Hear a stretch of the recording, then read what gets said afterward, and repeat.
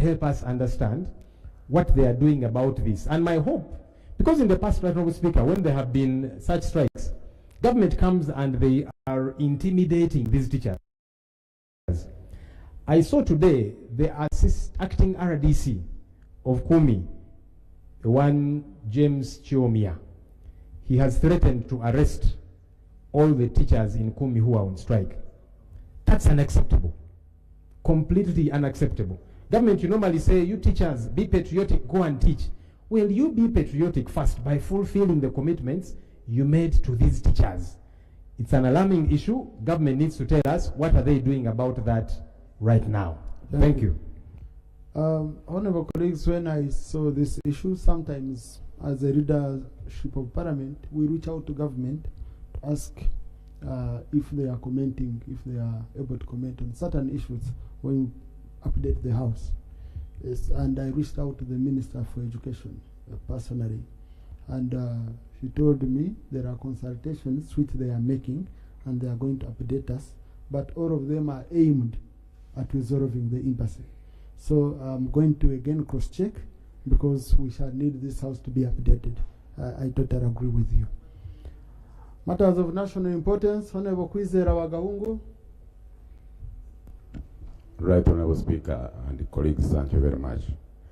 Right Honorable Speaker, there is an issue that has attracted national attention regarding the rural electrification in this country. When we rationalized the REA, we expected better performance. And when there was the Umeme buyout, we also expected better performance. But we are seeing things going to the contrary. I am a member of Natural Resources Committee. We appropriated in this House 36 billion for rural electrification. And we also provided for areas of 40 billion, which is about 80 billion. This quarter which is running, Minister of Finance released only 200 million, which is only for administrative expenses. And now there is nowhere in the whole country where there is rural electrification projects going on. And the contractors have also stopped because of the indebtedness of government.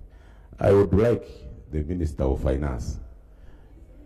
No, the Minister of Finance is the one supposed to. My prayer is that you direct the Minister of both ministries, Finance and the Energy, to explain to this country why we expected better performance after rationalization and even the buyout.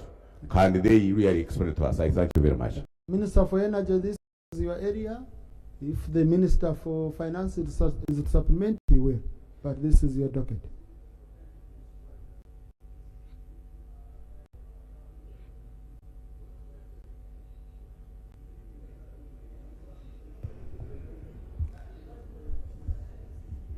Right Honorable Speaker and colleagues, what he has stated is actually a fact that while we have the plans and we thank you for budgeting appropriately, but the releases are poor.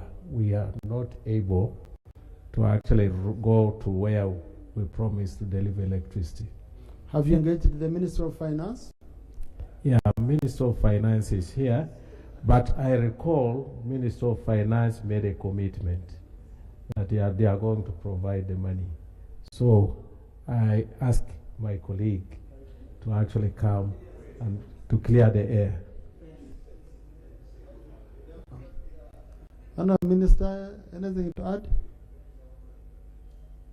Thank you so much, Right Honorable Speaker. This is not under Ministry of Energy alone. If you realize all our entities that spend on development budget, they didn't get money this quarter. But in Q2, we are working out the numbers and we shall be releasing 50% of the development expenditure. And this will take care of rural electrification, roads, and other areas of spending which are critical. So I kindly appeal to the House to be patient with us. Next quarter is not far from now. Funds will be available. Yeah, thank you. Yeah, so if the ministry is to release 50%, then that would mean they would have covered money for first quarter and second quarter, which would be up to date. Just me, yeah. Honorable colleague, I don't like it when a member shifts from his seat and is coming toward the microphone. He should always, in fact, coming towards me and with a more than serious face. When you're coming toward the speaker, come smiling so that I know no problem. But usually come. Yeah. Yes. Right, Honorable Speaker. The issue that we are talking about is so disheartening because in Kabale, where the minister who has just been talking comes from, what I know, that from August of last year up to today, the people, the teachers in primary who are on government pay, they also secondary, it's the same, those teachers, and also even the other institutions, if they are on government, they have not got their salary. They have been missing month after month up to today. I brought it on this floor of Parliament, and our leader of government business, the Prime Minister, came in and told us that he gave me a paper with one answer, but it was put in the pigeonhole that he has written a letter to the Minister of Education and Sports, and she will be telling me where it is. But so it's very, very bad to make sure that these people who are working for government, they have been brought down, and they think that everything should go the way people want. But I talked even to the minister himself and asked me why I had to talk about it when he's around. Thank you. Now, honorable colleagues, salaries is a statutory obligation. It's not a matter of release. Okay? So we need to know, is this a matter of a release or it's beyond release? Honorable Minister, do you have anything? Maybe that Honorable Sarah Pende had an issue to do with salaries. I think she can raise it so that... Thank you very much, Right Honorable But Speaker. Honorable Minister, we need to know whether it is a matter of a release or beyond. Because for salaries, you always release money. Thank you very much, Right Honorable Speaker. And Right Honorable Speaker, I want to appreciate you because you gave me an opportunity to raise the issue of the police officers who had missed salary, some for 1 year, some for 9 months, and they were working. And some of them got back to me after we raised this matter that the police authority had to take action. Yes, they thanked me because a good number were paid. Maybe some still have not been paid, but most of them have reached out. But secondly, Right Honorable Speaker, I have equally received a complaint from the civil servants in my district in Tororo and also teachers in some other districts. Right Honorable Speaker, the issue, when I tried to follow up with the responsible CAOs and the Minister of Public Service, the excuse they are giving is that government is migrating from HCM, from IPPS to HCM. But Right Honorable Speaker, if government is integrating, how comes some of these people received salaries earlier, then for 4 months they had not gotten salary, and then received their salary, and now for 2 months, 3 months, they have not gotten salary again? So it is not an issue for me. I believe this is just being used as an excuse. But it seems some people within government may be doing something, either, creating loopholes so that you see me and then I reinstate your name. It could be. It's possible. So, Right Honorable Speaker, can the Minister of Finance I know the Minister of Public Service is not here. Come and explain to us how somebody can be on the payroll today and next month they are off and the other month they are on. If I'm working, why should people be on and off? Is there something that is being done between finance and these local governments that is creating this? And Right Honorable Speaker, we are frustrating these civil servants. They earn very little. You can imagine children are going back to school now. How does somebody who has taken 2-3 months without salary take the children back to school? So can the minister explain and also tell us what action they are taking on these cows? Because you actually bring lists of accounting officers here. Why should we have this happening in local governments? Thank you. Thank you. Now, Honourable Minister for Finance, you can answer what you feel you can and relevant to you. Then those which are not, we can ask the Minister for Public Service. Mr. Speaker. Mr. Speaker, through the chair. Honourable Sechkubo is at last smiling. So since he's smiling, let's take an opportunity. Thank you very much, Right Honourable Speaker. Right Honourable Speaker, mine is in response to the Minister's assertion that money for REA can only be released in the second quarter at 50%. Right Honourable Speaker and members, you are aware, the question of budget is under the Public Finance and Management Act. We know that in each financial year we have 4 quarters.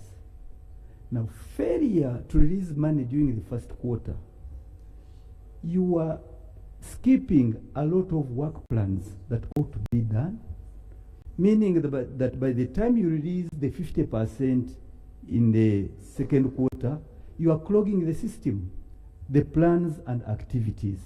And that's why you have the quarterly releases. Unless when it is in a nature of front loading, there you can say we gave you the money.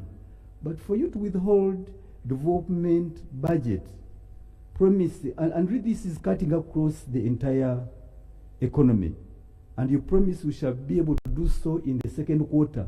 Right, Honourable Speaker, we act according to the timelines. It therefore means that government, you are failing the entities who are the users of these budgets, and consequently, as a country, you'll be having money released but not spent. And the questions of accountability would arise, and therefore leading to systemic failures in the system. Can the minister stand and confirm that that wasn't their intention? And he promises to do so immediately, because the activities are all at standstill. I thank you, Mr. Speaker. Thank you. Honourable Minister. Right, Honourable Speaker, I want to start with the issue of salaries. Mr. Speaker, we, from the finance side, we know, as you said, that salary is a statutory obligation which must be paid by 28th of every month. Payment of salaries, Mr. Speaker, is decentralized, meaning that accounting officers at every level are in charge of their wage bill. Perhaps there are issues of ins and outs, skipping 1 month or the other, but from our side we know that our wage bill for government is fully financed and all obligations are paid monthly as they fall due. The one of Kabale, there is an issue there which we are dealing with. I was supposed to have dealt with it during the budget, but I didn't get proper. There was miscommunication. There were 2 requests. One was picked and another one was not picked at that time, but I'm handling it. Now, Honorable Sechkubo, yes, you are correct. The budget is split into 4 quarters. Every beginning of quarter, by 10th day of the first month of the quarter, we release funds as and when funds are available. Mr. Speaker, yes. Thank you very much, Honorable Minister of Finance, for accepting, and Mr. Speaker. So as you answer the Honorable Sechikoho, the clarification I am seeking is whether this was done deliberately or you did not have money actually to release.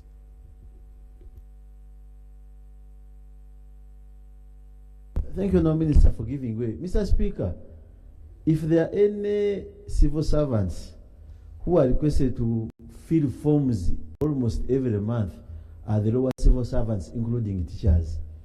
And whenever they are asked to fill forms, they fill them. The challenge, I'm seeking from you, and we had a similar challenge in Kalungu. How often do you supervise cows to know how they are carrying out their work? Because the problem is not on the teachers. They feel whatever you want, spending money every day, and with their mega resources. But when you ask cow, he says the challenge is in the Ministry of Finance. He says we have directives. Secondly, when do you communicate to our civil servants to know that there will be a delay of a particular time so that these people can take some patience waiting? But I can say, Honourable Minister, through Mr. Speaker, civil servants from the lower level have filled the forms as and when are required. But they are always frustrated on that. But when do you supervise the cows? Because the monthly returns can be a cause for failure to send the money. You know that one. And at the end of the day, teachers suffer. But the challenge is not on them. Thank you, Honourable Minister.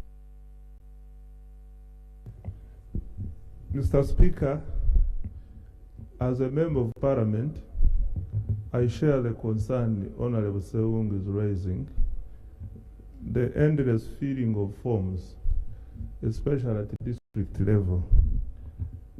And I want to beg the indulgence of the House that we sit with our colleagues in public service and we come up with a harmonized response to this matter, because it is both finance, public service, and the districts. Honorable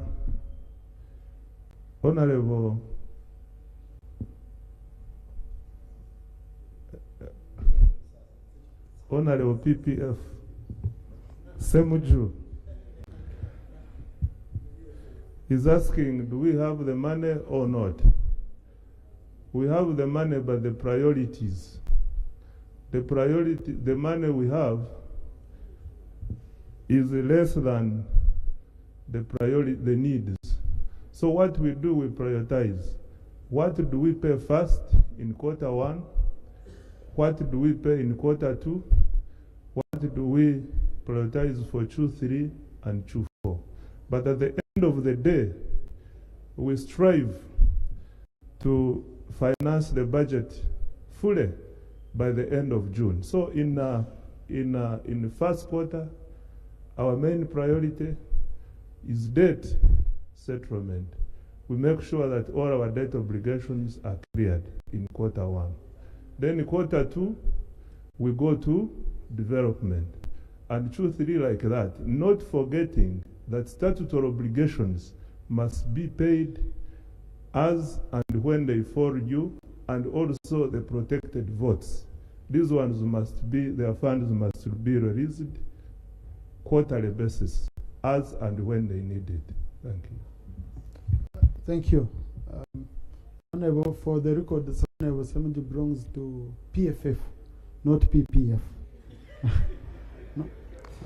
Us who used to be sick, we know the pain of PPF, sir. Yeah.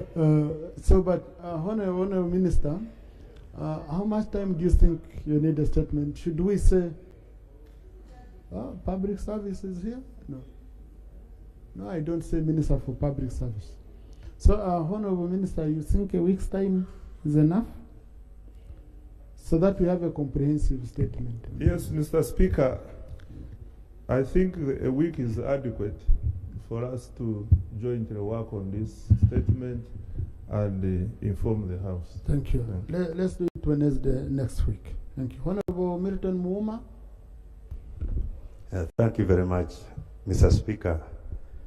Mr. Speaker, colleagues, I rise on a matter of national importance, and this is to do with the stalled construction works at Busoga University site in Uganda. Mr. Speaker, on Sunday, I paid a visit to go and register also the progress made by the UPDF Engineering Brigade, which was contracted to do the rehabilitation, reconstruction on the existing infrastructure. Mr. Speaker, what is on the ground is that works are at 70% of what is expected. But they did commit to be done by June this year. And the commitment from government was that August this year, the university was due to start. Mr. Speaker, as we talk, the site is abandoned. There's no work going on. There was a lot of excitement and commitment from the Minister of Education, who came to hand over the site to the UPDF Engineering Brigade. The commitment made was that by August this year, the university will be starting. And there was a lot of excitement and anxiety. Mr. Speaker, my prayers are two. That one, since over 3.8 billion was already paid out to the construction team, let them embark on the 30% that is outstanding so that the university starts. Secondly, we want an update from the Minister of Education and Sports on how far they have gone as far as establishing a public university is concerned, because their commitment was for last month, August. We're in September, and there are people, there are students who had expected to enroll last August. So they are now in between to know what is happening. So we request the Minister of Education to come and update the country and the stakeholders on that matter. I thank you, Mr. Speaker. Thank you. This is a direct matter. The Minister can update us tomorrow. It's a direct matter. Thank you. So let's get the update from the Ministry tomorrow. Honorable Ephraim Obiraro. Thank you, Right Honorable Speaker. Right Honorable Speaker, I raise a matter of national importance. One, as a member of Parliament from Obuhoju West, which is a coffee growing area, and two, as a member of the Parliamentary Coffee Forum. Right Honorable Speaker, in July this year, the Ministry of Agriculture, Animal Industry and Fisheries circulated the form which I'm holding here and I later on the table, requesting the willing and needy farmers to ask for coffee plant rates due for this season, which is September and October for planting. Right Honorable Speaker, a few days ago we talked to some of the people in the Ministry of Agriculture, and they are saying, one, that there is no coffee because the policy changed. Now we wonder, Right Honorable Speaker, if the policy changed and the people are in need of coffee, then the Ministry of Agriculture saturated forms for requests. It created anxiety and expectations. My prayers, Right Honorable Speaker, that one, the Ministry of Agriculture responds and fulfills the promise it made through this advert and publication requesting for applications. Two, to put a standing promise or standard for how farmers throughout the country will be receiving coffee plant rates. Right Honorable Speaker, I beg to move and request to lay the form on the table for reference, which was situated by Ministry of Agriculture. Thank you very much. Thank you, kindly. Honourable Minister, just hold on, Honourable Minister. Honourable Minister, hold on. He has to mention the statement he's laying. Honourable Biraro.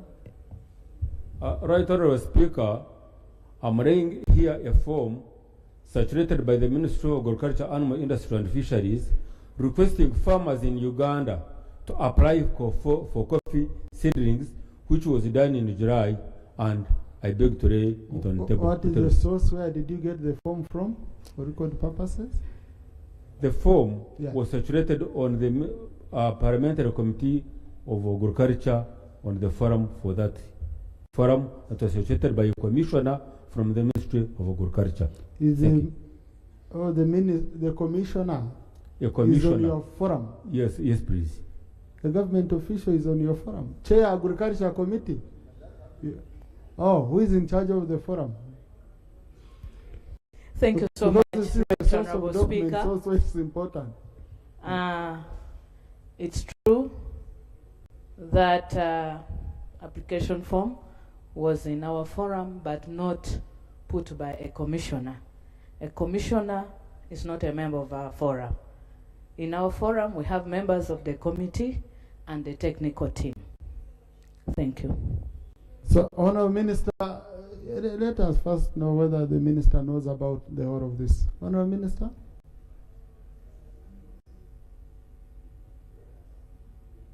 Thank you, Right Honourable Speaker.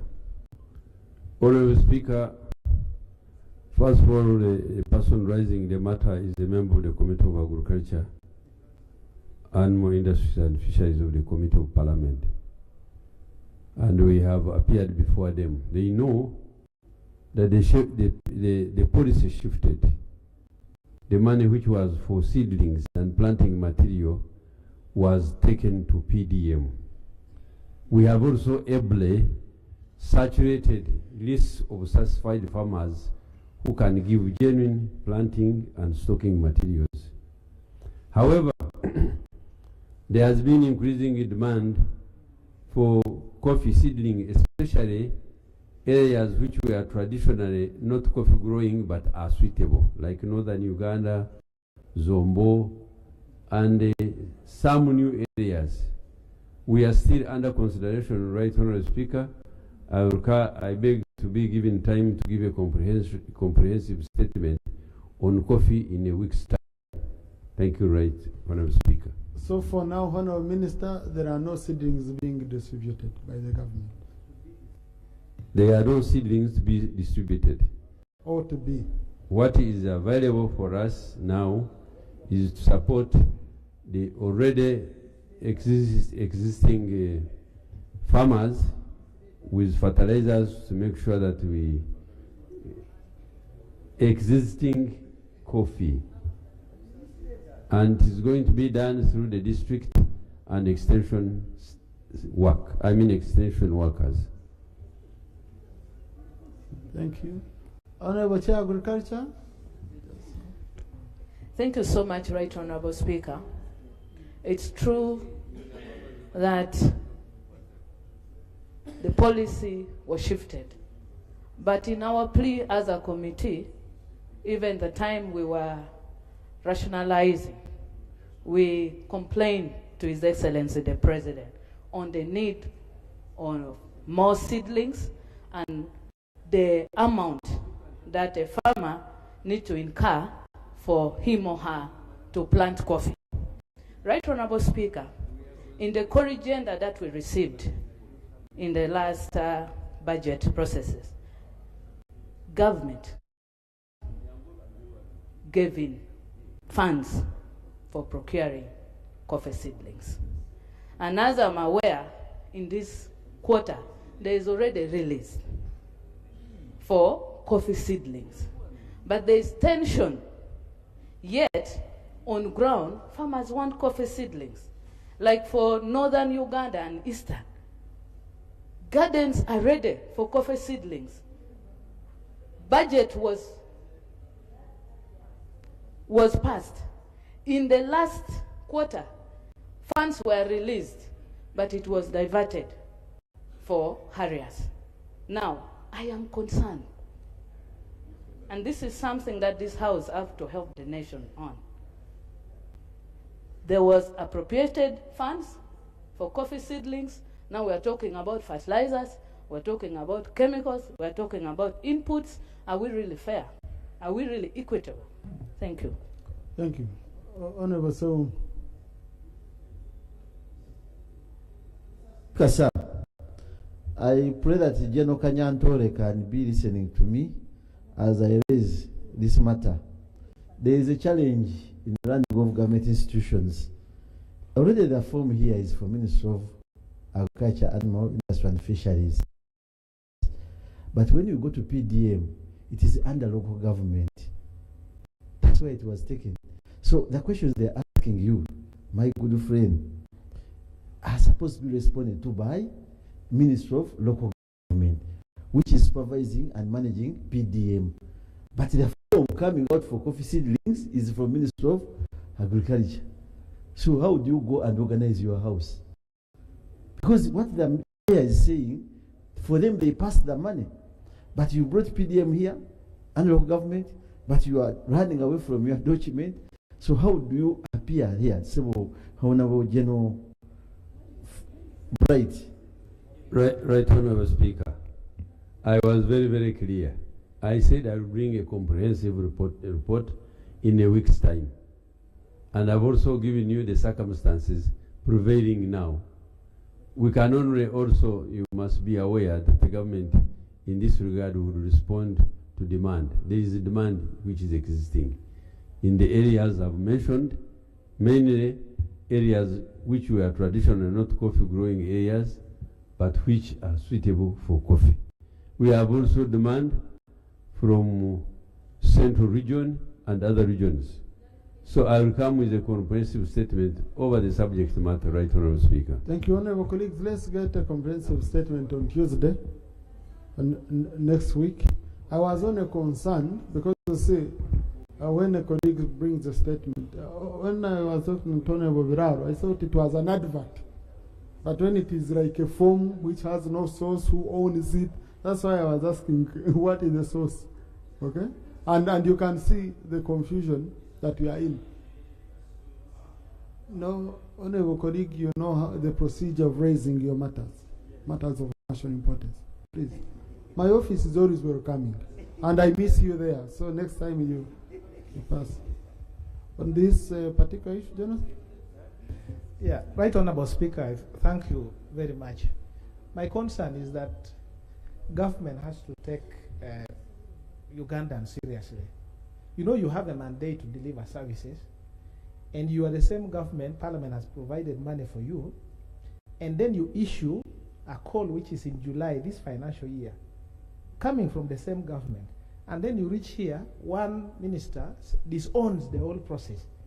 And I've always questioned whether these ministers are actually serious, that the money that is provided to them to run Uganda, to provide the services that people need, and that confusion, we're always dealing with it here, each and every time. Can they go back and organize? And then show us, I know we have 6 months, we have no options, 6 or 7 months to entertain the government, but they should be serious, because we cannot be wasting time, and then we entertain these sorts of things. It's really disheartening. It will actually waste time of members of parliament, that you come and ask questions, and then there is no plausible answer from government. Are they in charge? Have they been demoralized? Are they tired? What is the issue? Honorable Bright, let's also pick on Namuga, you respond to us. Right Honorable Speaker, I do thank you for giving me this opportunity, but I also want to seek clarification from the Honorable Minister. He said that fertilizers are more on demand than the seedlings. You will clarify. Right Honorable Speaker, as he comes with a statement, Right Honorable, let him also update us on how far he has gone on payment of the seedlings that our people supplied the previous season. Yes, the fertilizers on demand, but you have over domestic arrears of close to 60 billion. When do you intend to pay our farmers, Right Honorable, Honorable Minister? You need to also give a statement on that. Thank you. Yes, Honorable Minister. Thank you, Right Honorable Speaker. Honorable Speaker, we are serious, and I'm serious for that matter. Because whatever I said is a statement of facts. I did respond that I'll bring a comprehensive report over the matter in 1 week's time. 2 is that I never said on Hansard that fertilizers are more important than, and the members will bail me out than seedlings. Thank you.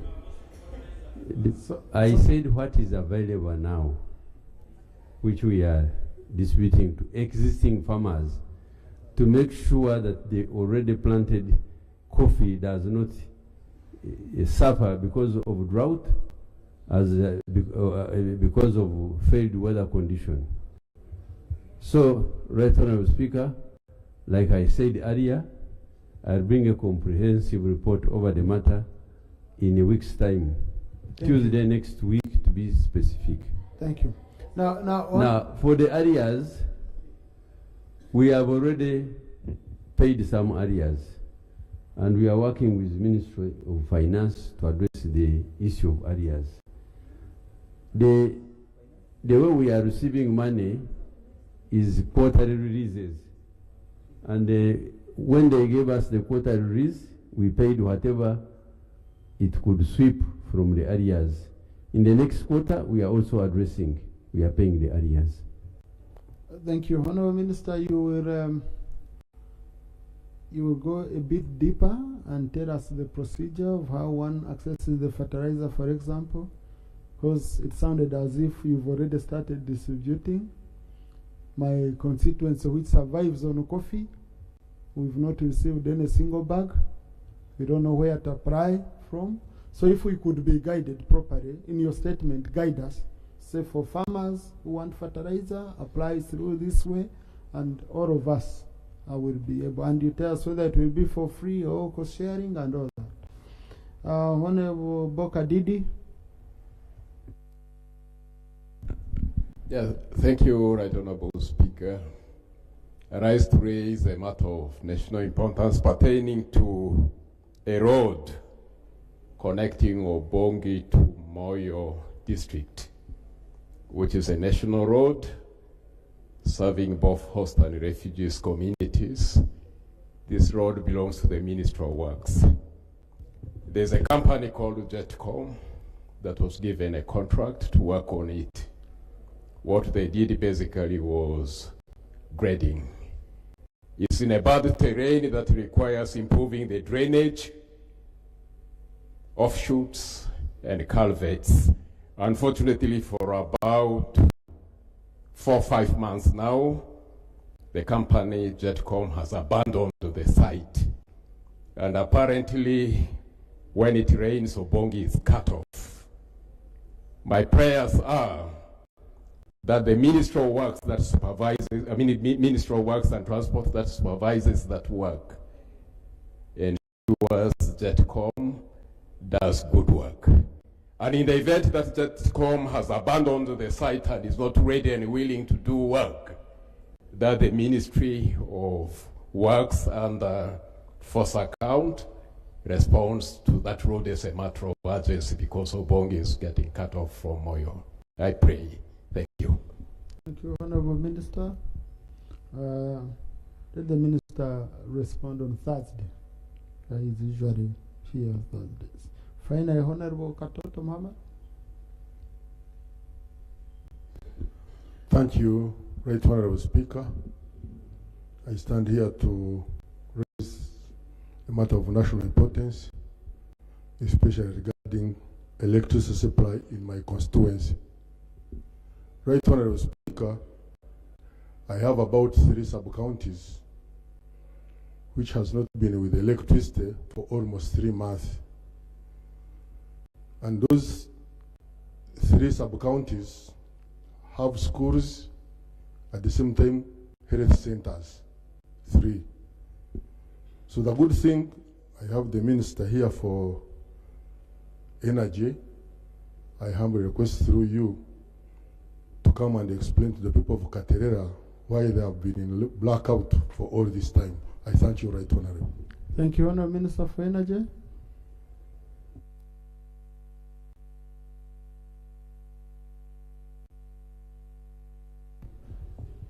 Right Honorable Speaker, a blackout means they already have infrastructure. If they have the infrastructure, I'll send a technical team to find out what the problem is. They have had a blackout for 3 months. It's a case that can be investigated. and rectified. Thank you, please, and get in touch with the Honorable Korik. It will be very helpful. Next item. Item 3 on the order paper, laying of papers. 1, proposal to borrow up to United States dollars 20 million from the Arab Bank for Development in Africa for the upgrading of Nebi Gori Road, 16 kilometers. No, Minister.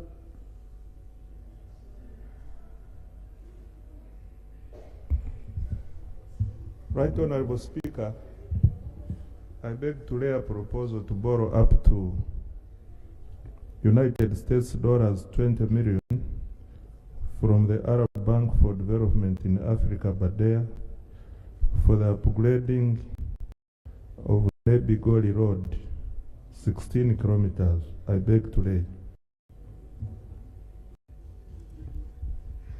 Thank you, Honourable Minister. The proposal is referred to the Committee on National Economy. Please work closely with the relevant Committee for Fiscal Infrastructure. Honourable Commissioner, I see you are... Item 3. No, wait, Clerk. I can see the Commissioner seems to have an urgent issue. Honourable Commissioner, have your turn. Thank you, Right Honourable. I know the procedure. I only want to make you know that this road is actually 120 kilometers. But today, the Minister has presented a request to borrow money to work on only 16 kilometers. Right Honourable Speaker, I think this is an insult to the Greater Nebi. We have sat in this house. We have approved loans for hundreds of kilometers for other districts. At the last moment, Greater Nebi gets to a loan of 16 kilometers out of 120 kilometers. I only wanted to present mine. Just procedure matter, you will come back after. Thank you, Right Honourable Speaker. Right Honourable Speaker, the Minister has laid the proposal to borrow, and I'm sure this proposal is going to go to the committee, which will scrutinize this matter. I appreciate the issue being raised by the Commissioner, but would it not be procedurally right that this matter being raised by the Commissioner be taken to the committee so that the committee can then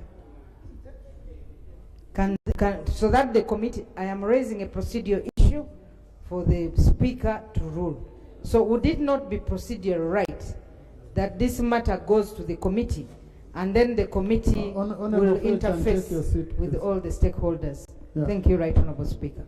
Yeah, thank you. I appreciate the procedure matter, Honourable Pendi, but what the colleague is raising is that the committee will limit itself to only, you know, what has been sent there, which is the 15 or 16 kilometers. It won't go beyond. And it should be an error, because when you look at 20 million, no, it's not an error, because when you look at $20 million only, yeah, okay? So I think it would be very important for the Minister on Thursday, okay, to come, because this road, we have been talking about it for long.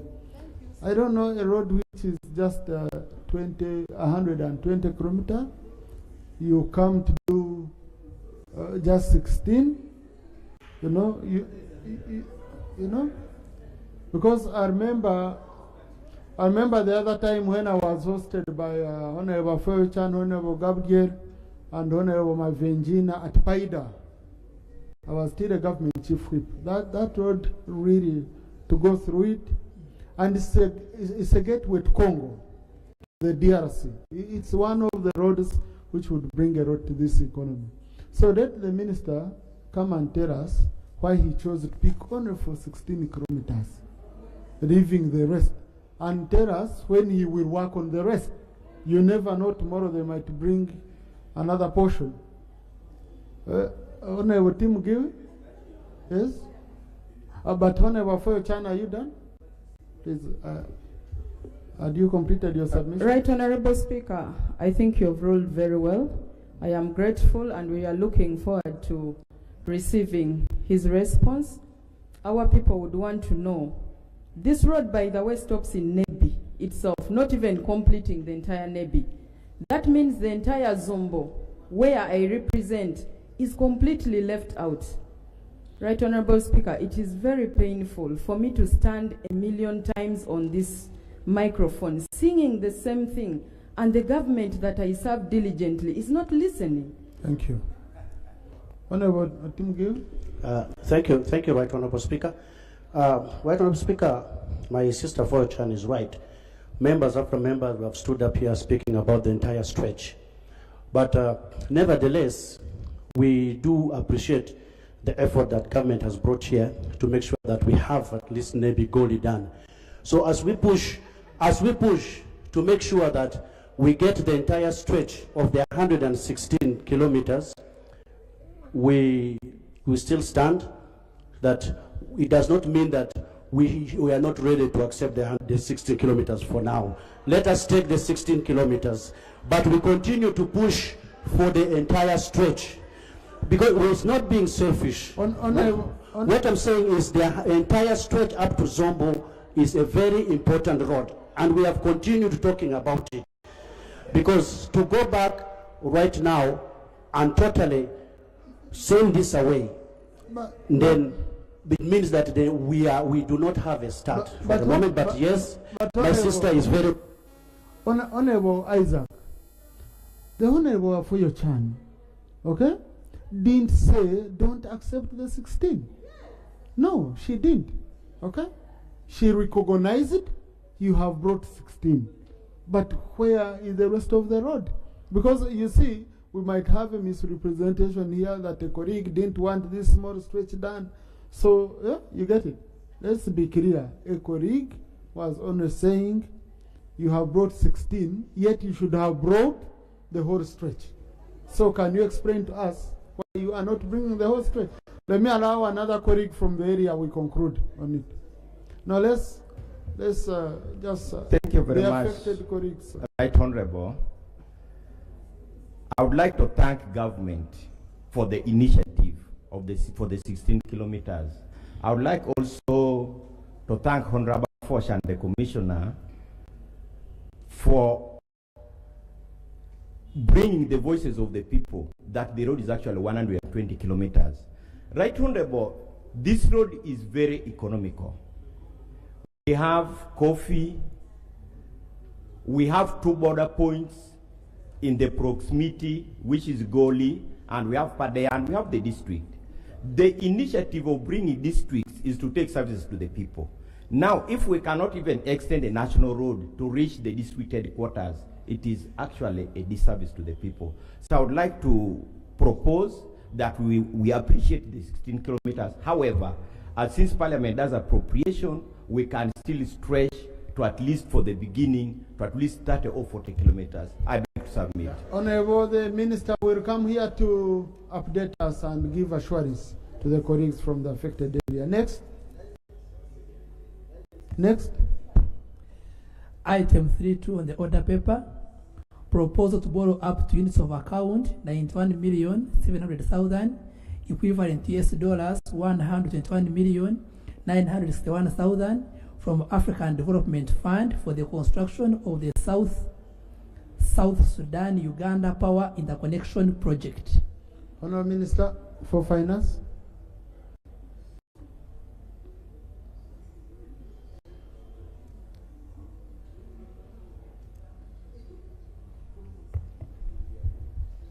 Mr. Speaker,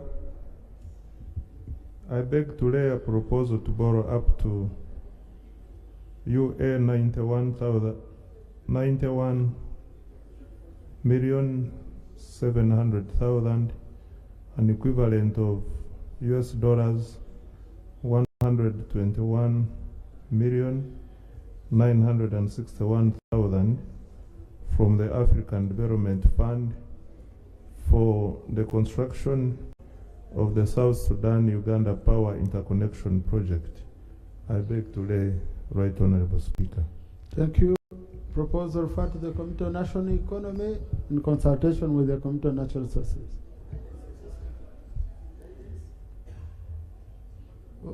We don't have a provision for guidance in the rules of procedure. Procedure, Honorable Seungu. Thank you, Mr. Speaker, for allowing me, and I thank the Minister for laying all these loans we are seeking for.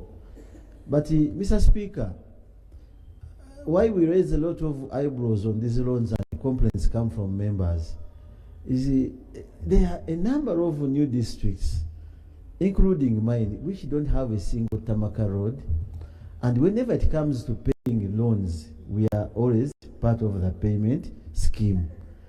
There was one time when Mr. Totas went to visit heaven and he borrowed the feathers from the bird, but he used one term that whenever we reach there, if they bring food, you say all of you. Whose food is this? All of you. And the birds who gave him feathers never ate, because whenever whose food, Mr. Totas had named himself Mr. All of You. Every food was coming for him. So my procedure matter is, why don't we finance, give at least whenever we go for loans, give priority to some of these new districts. At least for every financial year, 5 of them, or 3, to have some money through these loans for Tamak. In Karungu, we only have one Tamaka road. It is along the church, from the church to the nuns. And that was given during the celebration of 100 years. But you go to Kalangala, where your constituency, Right Honorable Speaker, I have been there, visited a number of districts. A lot of loans are brought, but no consideration. Remiaga has never seen a Zimbabwe. I think they have some little Tamaka these days. Isingiro has. But why don't you help us, Mr. Speaker, as a procedure matter, that when these loans come, even people from Kalungu are paying, people from Mitoma are paying, but there's no benefit for a single Tamaka road for new districts. Thank you. Apart from those leading us from the main roads that were made. Minister, that is my prayer. Thank so you. I'm tired of having all of you. When it comes to eating, I don't get anything. Thank you. Honourable Minister, that's for noting. That's for noting. Next.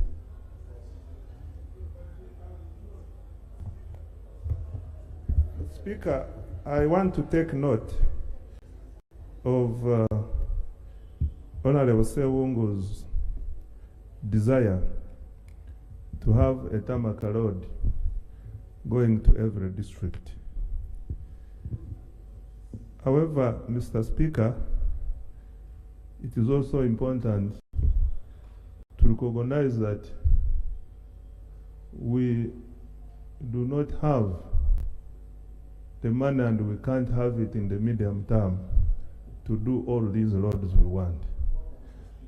Mr. Speaker, I wish to inform the House. Now, Honorable Songo, the person you're saying he should be kind enough to consider you, you're putting him on order. So?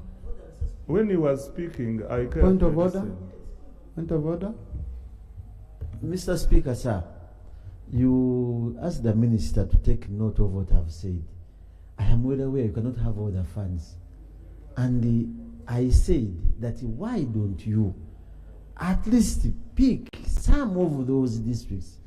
I am telling you, Kalungu, where I come from, the main road we have for the whole district is only 35 kilometers.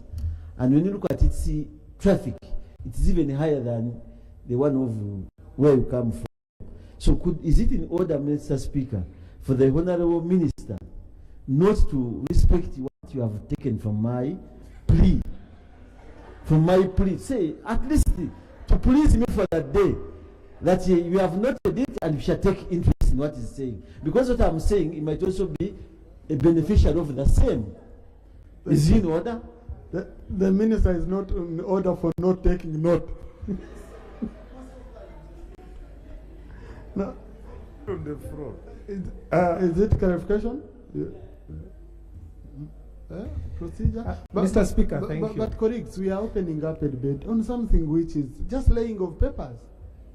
Speaker, thank you for your indulgence. I think when I listen to submission from colleagues, the cry from NEBI and all over the country, the leader of government business could do us a very good service if they can sit as government and come to this house and say, now we have a term of 5 years which is coming to an end, to show each and every member of parliament here, either in their district, what the government has done, delivered tangibly as a project in these 5 years.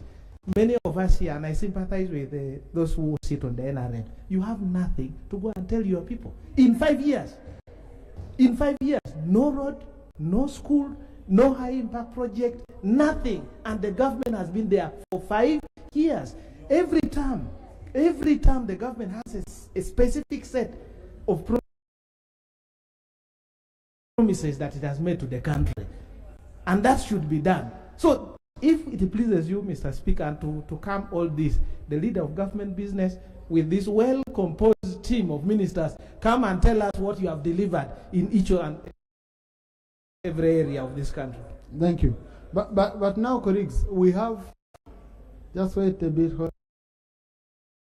Honorable, I will allow you, Honorable Bright.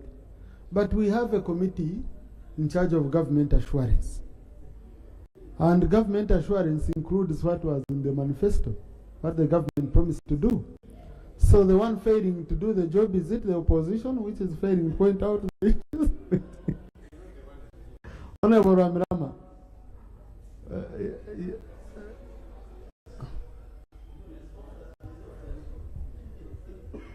Mr. Speaker, it's not true, and it should not be left unchallenged that in 5 years the government has done nothing to show. When we have been commissioning facilities all over the country. Yes. If you have not done your work to understand where the budget you appropriate goes, you go and find out. We can bring here a list. We are always here on appraisals and things that have been done. For instance, in my constituency, I have 2 new primary schools built. I have water running. I have electricity. But honorable colleagues, what I pick from what Honorable Jonathan was saying is that the Prime Minister should bring here a report of what they've done in 5 years. But colleagues, every year we receive a budget performance report showing clearly where the money has gone and what has been achieved. Okay? And we budget against work plans. So when we say that there is nothing, maybe in Honorable Jonathan's area there might be nothing. But what I picked was simple, that the Prime Minister, you should be given an opportunity to come and show us. You show off. You show off what you've been able to achieve. Okay? That's for the Prime Minister to decide on. Honorable Msasis, please conclude. Mr. Speaker, to supplement your point, to say we have nothing to show when we have the National Development Plan, we have the NRM manifesto, we have cabinet and presidential directives from time to time, which all have been supported by this House through the budget, and we have the budget monitoring. The reports come here.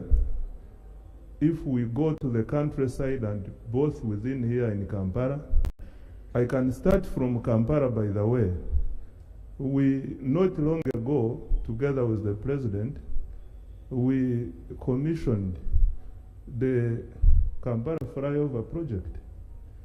In the greater Kampala metropolitan, the roads are under construction. So, the list is endless. So, Mr. Speaker, the assertion that we have nothing to show is really not correct. PDM Mr. Speaker, every parish in this country has received at least 300 million Uganda shillings. Honorable Minister, Honorable Jonathan Odoi has made a request that compile whatever you've achieved and lay it on table. Thank you. Now, lastly, on the roads, Mr. Speaker, even when we are not able to do tarmac to every district, at least we are able to release and budget for money for road maintenance in the districts. The 100 million every year goes to the district, 1 billion. 1 billion. Yeah. And in the new term, the president has already guided that we increase this to 2 billion. And also buy new road units per district. So, Mr. Speaker, I want to plead with Honorable Sewungu that where we cannot get tarmac, let me give you an assurance that we should provide money for road maintenance, routine road maintenance, so that we have motorable roads across the country. I thank you. Thank you. Honorable Bahati, you wanted to add something? I just wanted to say, Mr. Speaker, that we take positively what the Honorable Jonathan has requested the government to do, because it's a great opportunity for us to showcase of the achievements we have made, which are actually abundant. If you can give us space in 2 weeks' time, we'll be able to come and demonstrate the capacity of the NRM government and what we've been able to achieve. And I'm sure that by then the Honorable Jonathan will remove the last part of his statement that we have done nothing. Thank you. Honorable Bahati, government business takes priority on the order paper. Whenever you're ready, inform us. We shall give you the space. Next. Honorable Boka, what's the procedure matter? Right Honorable Speaker, earlier last year, when you were presiding over this House on the matter of connection of electricity in districts in West Nile, I did raise a concern about an island of darkness in West Nile called Obongi district that does not have a single pole since time immemorial. You directed that the Minister of State for Energy, in collaboration with the members of Parliament. Clarification. Listen, I never direct ministers. Sorry. I cannot direct. You guided. I cannot direct someone I don't appoint. Yeah. And I don't supervise. I don't. You guided. I can guide. I can request. I never direct. Thank you. You guided, Right Honorable Speaker, that the Minister of State for Energy liaises with the members of Parliament from Addis region to come on the ground to have a first-hand assessment of the situation of connection of electricity to Obongi district. While West Nile was being connected to the national grid, the people of Obongi wanted to boycott coming to participate in the connection of West Nile to the national grid. There was an assurance made by the president that before the end of this year, Obongi will be connected to the national grid. To date, there is no evidence of action being taken. For 3 consecutive years, the connection of Obongi has appeared on the budget, but no action has been taken. Is it procedurally right that you guide the minister and no action is taken to fast track the connection of Obongi to the national grid? I submit. Thank you. Thank you, Honorable, for clarification. That's not a point of procedure. Just wanted to first clarify to you, but I was patient enough because I've not been here for some days. I can't, start reprimanding colleagues. But, Honorable Minister, did you visit Obongi and what plans do you have? Because I remember you committed here. And it's in your neighborhood, I think. It should be near. Right, Honorable Speaker. I've continuously actually engaged with him The last time was just immediately after the primaries. With who, Honorable? With the Honorable member from Obongi. That's a better language. Yes. And we actually committed that there are going to be priority on the electricity access scale up, and we are doing the evaluation now.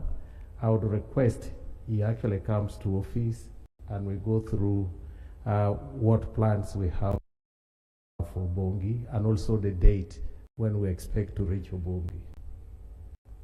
Thank you. Honorable Boka, please follow. Yes, next. Item 3.3 on the paper, reports and opinion of the Auditor General on the financial statements of the following for the year ended 30th June 2024. A. Uganda Consulate, Mombasa in Kenya. Honorable Commissioner for your turn.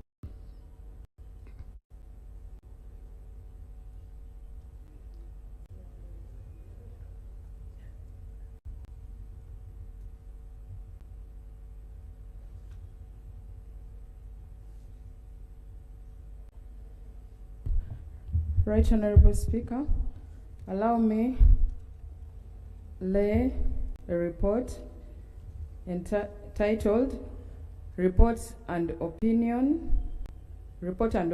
of the Auditor General of the Financial Statements of Uganda Consulate, Mombasa in Kenya for the year ended 30th June 2024. I beg to lay. Thank you. The report is referred to the Committee on Public Accounts, Central Government, for consideration and reporting back. Item 3.3b, the Uganda Embassy in Cairo, Egypt. Honorable Commissioner. Right Honorable Speaker, I beg to lay a report titled Report and Opinion of the Auditor General on the Financial Statements of the Uganda Embassy in Cairo, Egypt for the financial year ended 30th June 2024. I beg to lay. The report is referred to the Committee on Public Accounts Central for consideration and reporting back. Item 3.4, report of the Auditor General on the Uganda High Commission in Abuja, Nigeria for the audit year ended December 2024. Honorable Commissioner.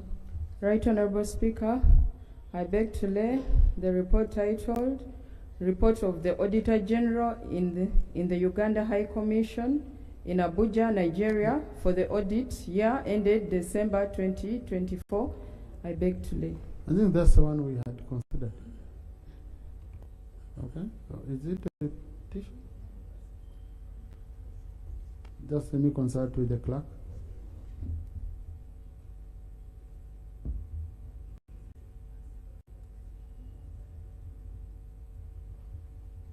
Thank you. The report is referred to the Committee on Public Accounts, Central Government, for consideration and reporting back. Next. Item 3.5, guidelines for safe conduct of entertainment, co-curricular activities and election of student leaders in pre-primary, primary and post-primary schools and institutions. Honorable Minister Bahati. On behalf of the Honorable Minister Peter Gwang, I beg to lay guidelines to address the concern of increasing exposure of learners to inappropriate, exploitative and unsafe entertainment and co-curricular activities in pre-primary, primary and post-primary schools and institutions. Thank you, Honorable Minister. These are for information purposes. They already uploaded on our system at Fresco, and also they should be put in the library for members to easily access. Procedure, Honorable Sarah. Right Honorable Speaker, I seek for your guidance. Last week in this house, the Public Accounts Committee presented its report. And I was appealing, I recall appealing to the presiding officer that the Constitution, and I've raised this before, Right Honorable, the Constitution obligates this House to receive the Auditors General's reports, consider them, and debate them. We adopted the reports of the Auditor General for the financial year 2024-2025 omnibus. Now, 2023-2024 omnibus. So, today we have received Auditor General's report for those missions. So, Right Honorable Speaker, the procedural issue I am raising is that we already adopted reports which we did not even debate in this House. And it was omnibus, implying that even this which has come, in my interpretation, is already adopted. So, Right Honorable Speaker, would it not be procedurally right that you guide us as a committee and give us the way forward so that we don't go and consider these reports, interface with the accounting officers only for no work done? So could you please, would it not be procedurally right that you guide us? Thank you, Right Honorable. Yeah, thank you. Vice Chairperson, you wanted to say something on the same before I guide? Right Honorable Speaker, sorry to interject before you guide, but I remember during the time of presentation of all the reports for PAC, we requested the Right Honorable Speaker to allow the committee more time for interaction and interrogation of the reports for missions abroad, and these were stayed. So I believe we shall have more time to have these ones considered because permission was granted.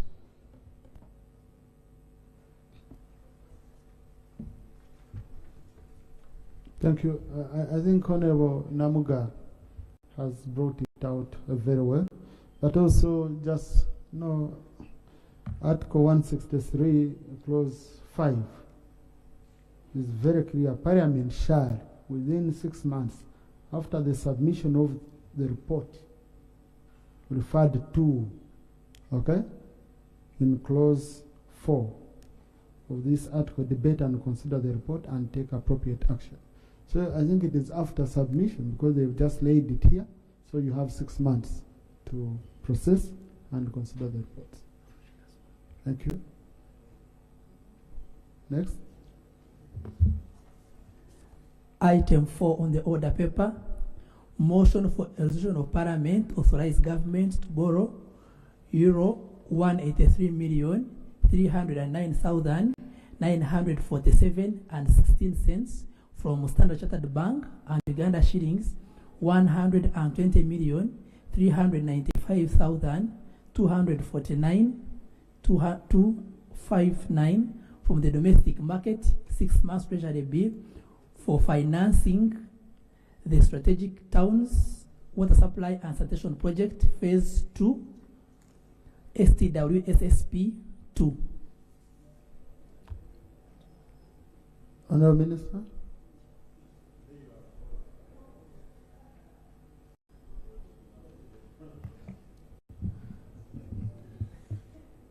Mr. Speaker, pursuant to Article 159 of the Constitution of the Republic of Uganda and Section 34 of the Public Finance Management Act as amended and Rule 162 of the Parliamentary Rules of Procedure, I beg to move a motion for a resolution of Parliament to authorize government to borrow up to euros 183,309,947 47.16 from Stanley Chartered Bank and Uganda shillings 120 billion 395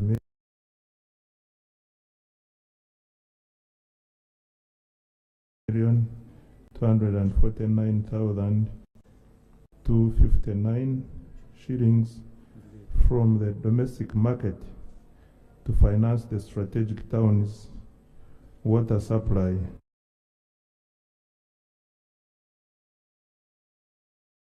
and sanitation project phase 2. I beg to move, Right Honorable Speaker. Is the motion seconded? Honorable Rukia Nakadama, Honorable Gabdia. But they are seconding your standing on procedure. Honorable Quizera. Seconding, yeah? Yeah, those are enough. Honorable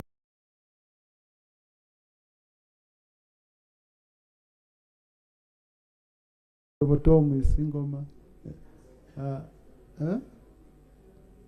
Honorable Koruo, Honorable Senu, Honorable Yakatonda. So, Honorable Minister,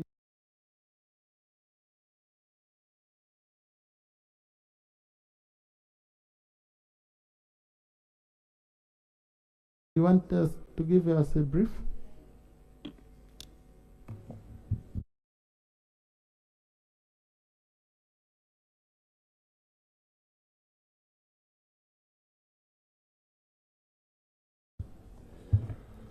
Thank you, Mr. Speaker. Mr. Speaker,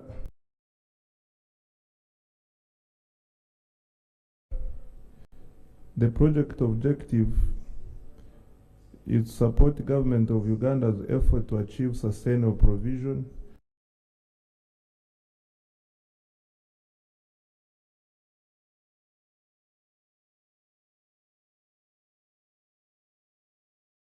of safe water and hygiene sanitation for the urban population by the year 2030.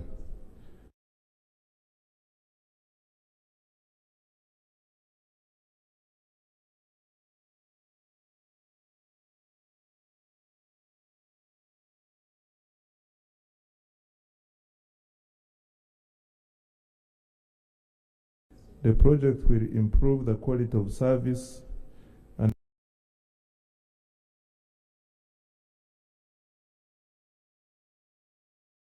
the supply of water and sanitation facilities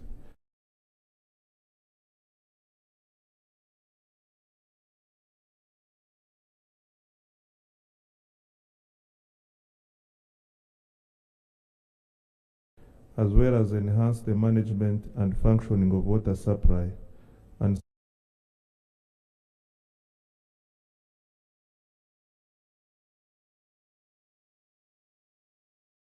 sanitation systems targeted towns in Uganda.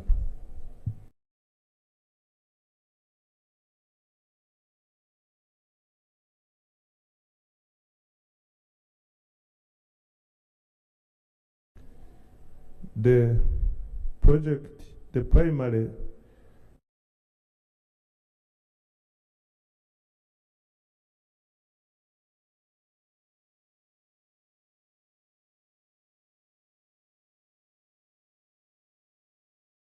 beneficiaries of the project would be residents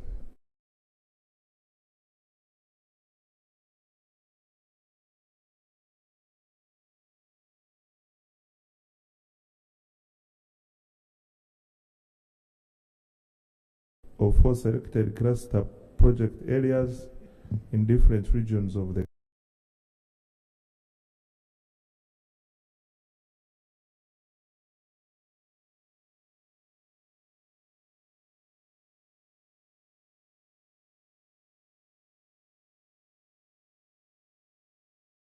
country. The identified clusters are Nakasongora Phase 2 cluster,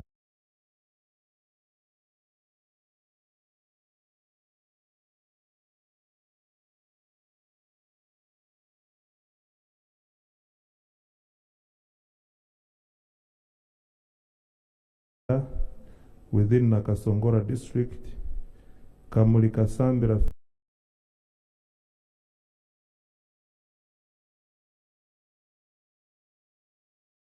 Phase 2 cluster within Kamuli district,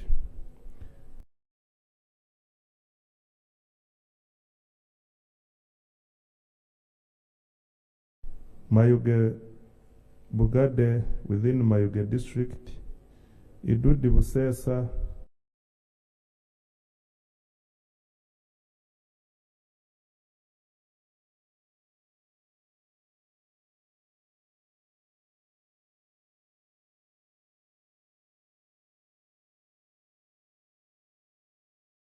within Bugwel district cluster and Aleputong cluster under Aleputong.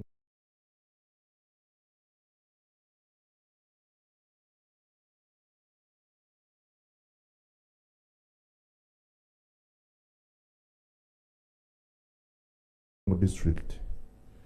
The project comprises of 3 major components.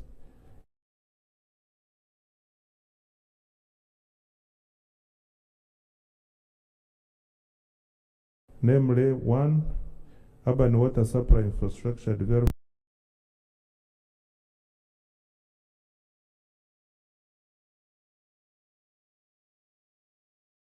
2, urban sanitation infrastructure development, and 3, project management.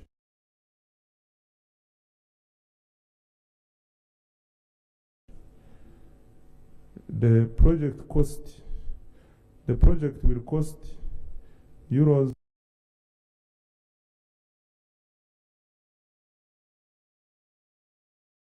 221.682 million and will be financed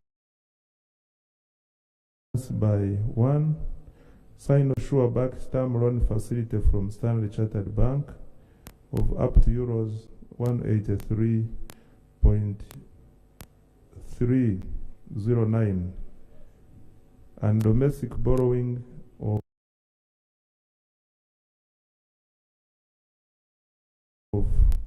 120.395 billion. This is a 6-month treasury bill and equivalent of 29.572 euros.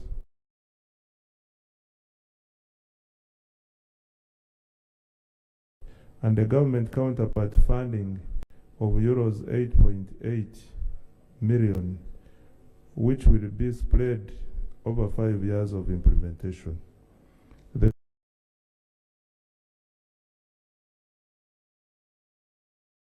counterpart funding will cater for the project running costs. Those are recurrent costs, land acquisition for infrastructure development,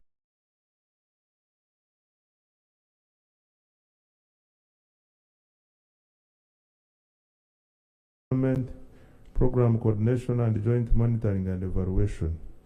It will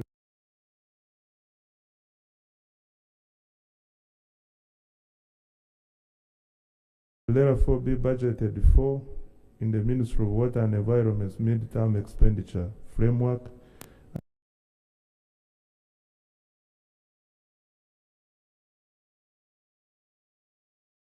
and the resources will be made available starting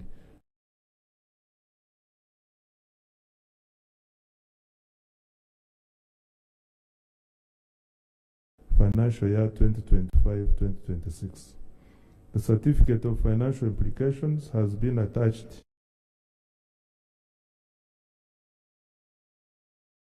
to the detailed brief. The right of way for all the infrastructure was concluded under phase 1 of the project in Nakasongora, Kamuli, Kasambila, and Aleputong, while the process is still ongoing in Budade, Mayuge, Idudi, predecessor, with the involvement of the district local government, the progress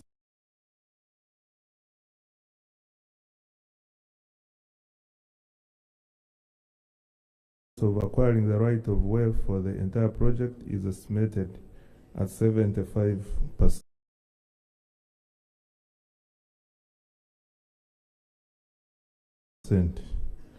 What are the terms? The loan amount I stated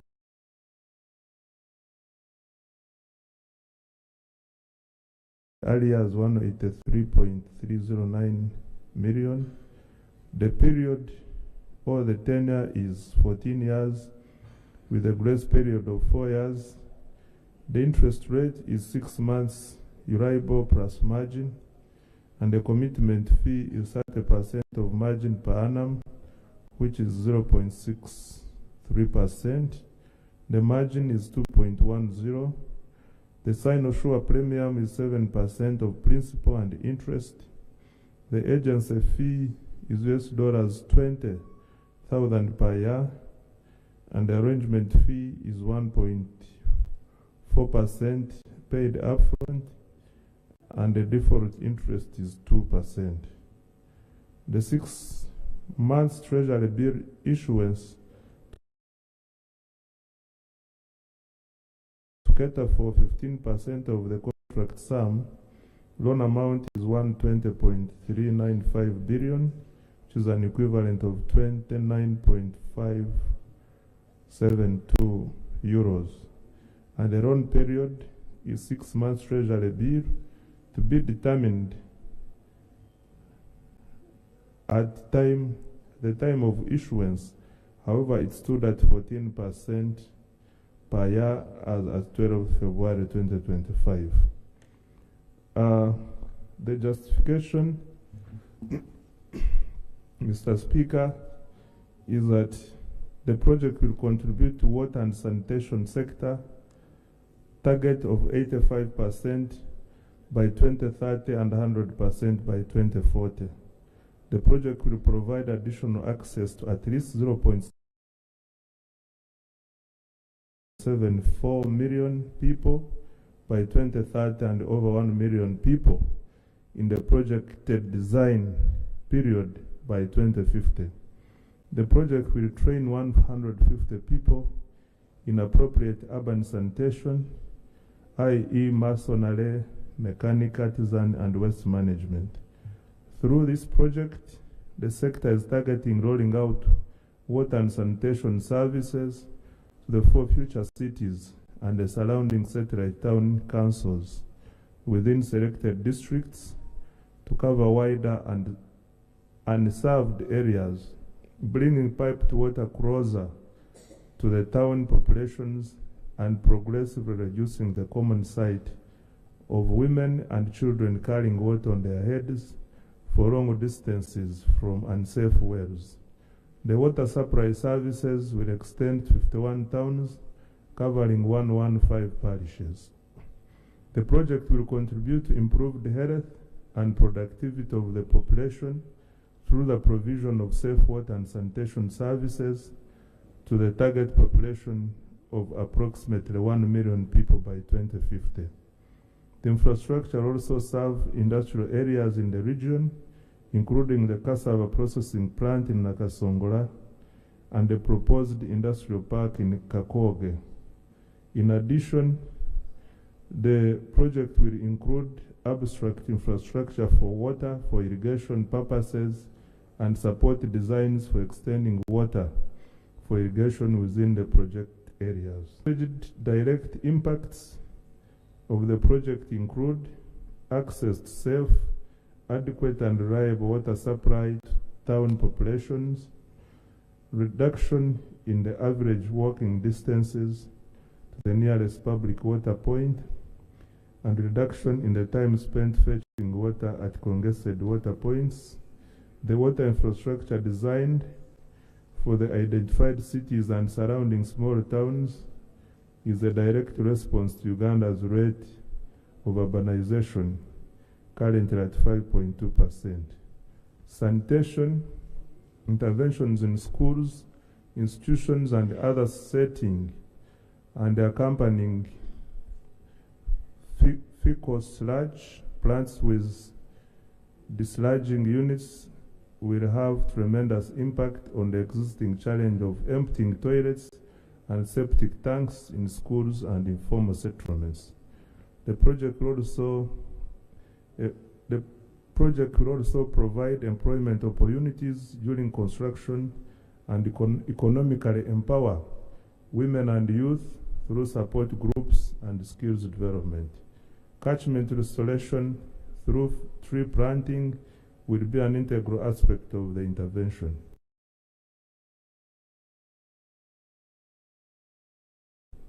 The project will address the unequal power relations and the different roles, capabilities, and needs of women, men, girls, boys,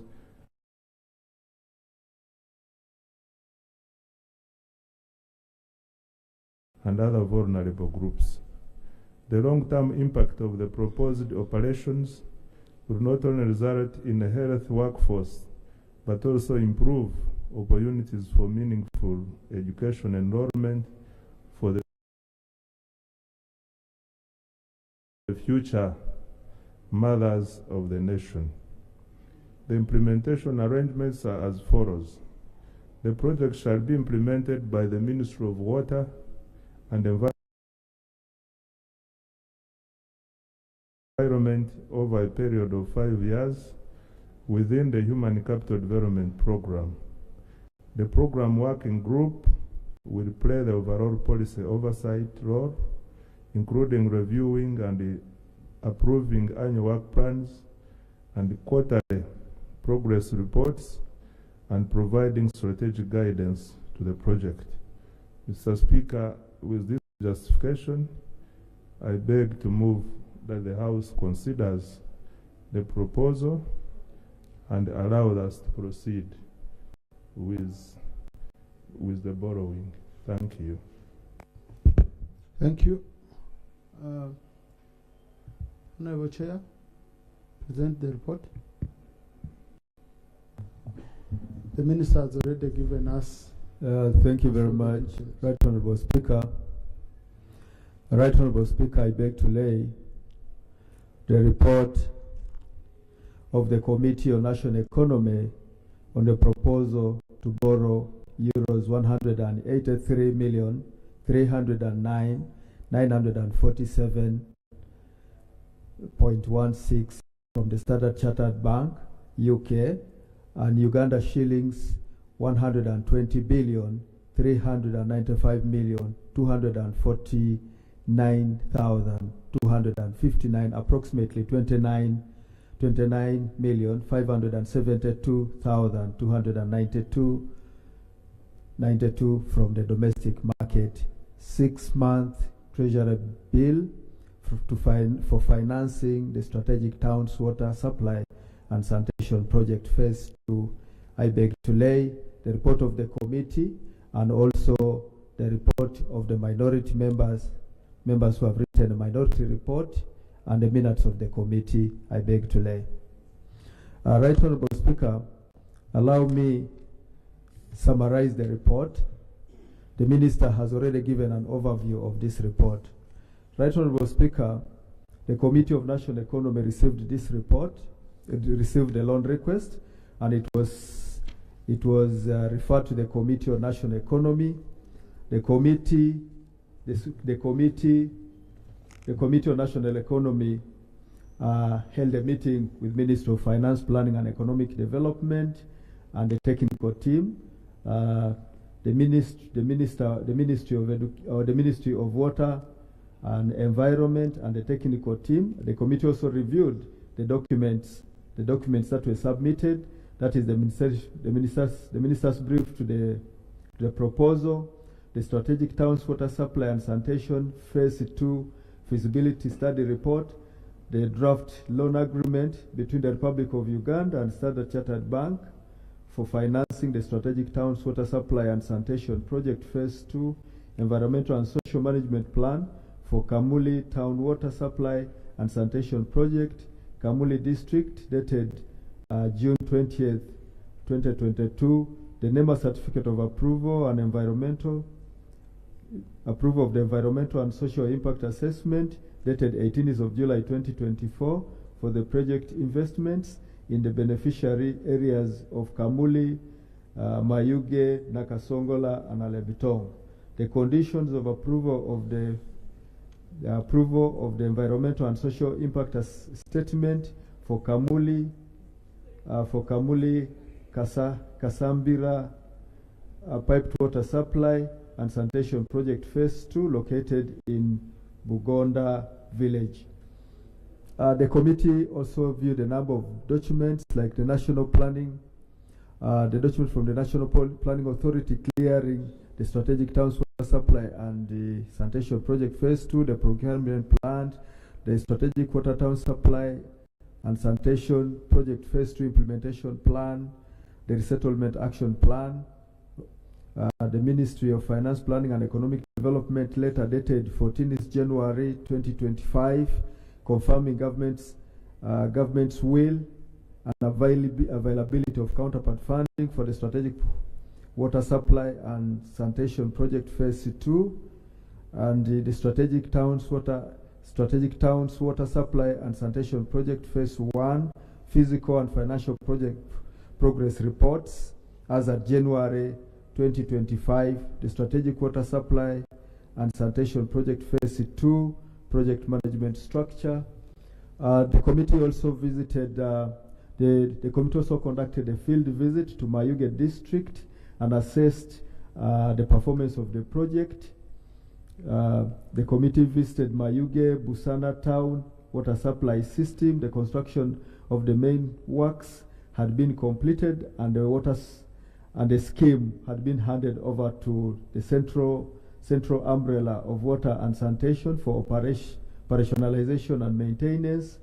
The committee also visited Kamuli district. The committee visited Kamuli town water supply system. The construction of the main works had been completed and the system was handed over to National Water and Sewerage Corporation. Right Honorable Speaker, the committee looked at the performance of loans under the water sector. Ministry of Water and Environment had a total of about 14 projects that are donor funded with a total loan portfolio of about $1,346.98 million to finance the 14 projects as at the end of June 2025, and 53.62% of this money had been released. That is about $722.23 million have been disbursed to the 14 projects. However, projects that were not performing well included the irrigation scheme development in Unyama, Namalu, and Sipi Falls project, irrigation for climate resilient supply and installation of solar-powered water supply system in rural areas, and the construction of water and sanitation infrastructure and associated activities in Insingiro district. Right Honorable Speaker, phase 2 is taking over from phase 1. In phase 1, Right Honorable Speaker, this house in 2018, around December, passed a loan of 44 million units of account, equivalent to 59.4 million for the construction to implement phase 1 of the project. And phase 1 covered substantively 96% of the $59.4 million for the loan from African Development Bank that funded phase 1 had been released, and government of Uganda in totality had released all the counterpart funding to 100%. That was 6.6 million shillings. Right Honorable Speaker, the Committee on National Economy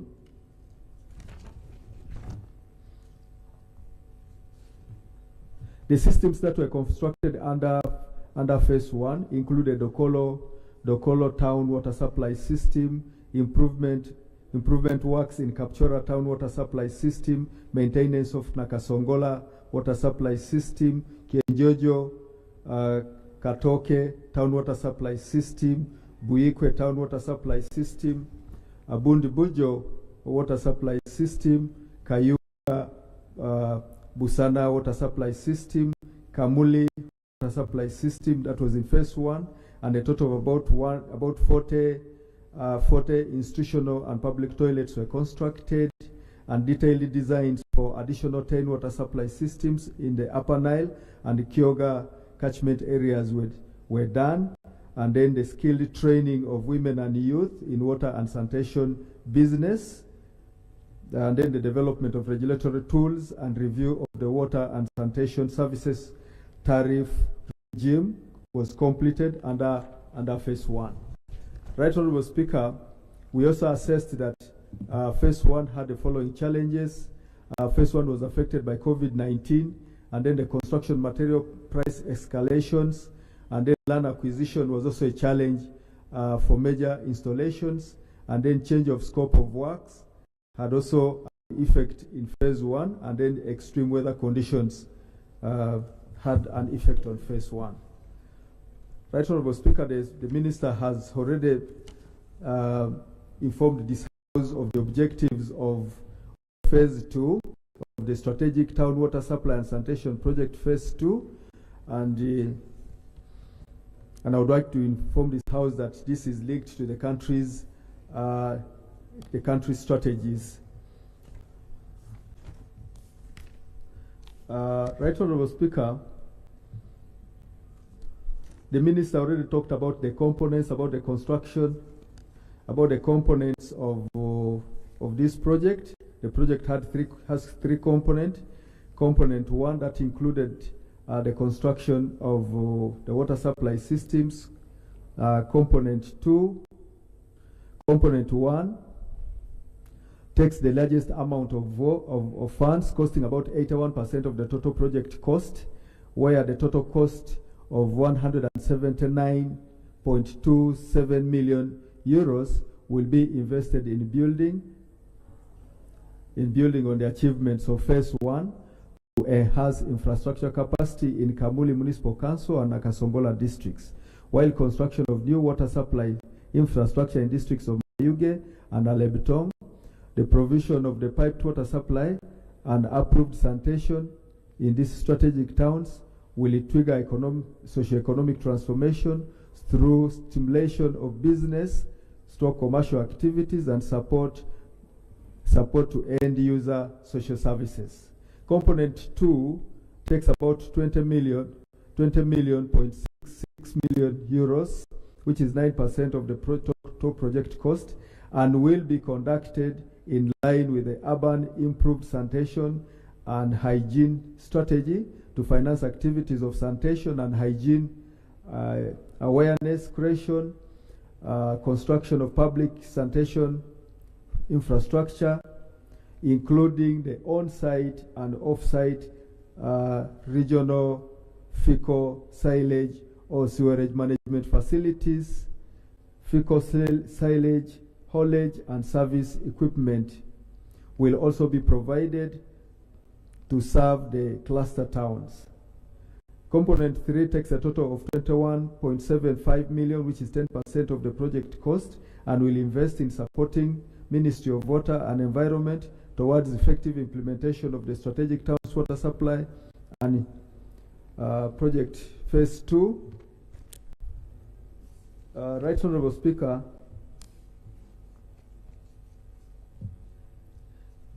allow me go direct to the committee's observations and recommendations.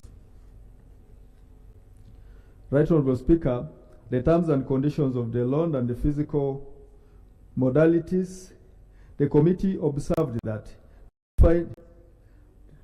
this loan financed from external sources, with the Standard Chartered Bank UK being the agent and the arranger, is being offered at a high commercial rate for projects that has no immediate revenue generation stream.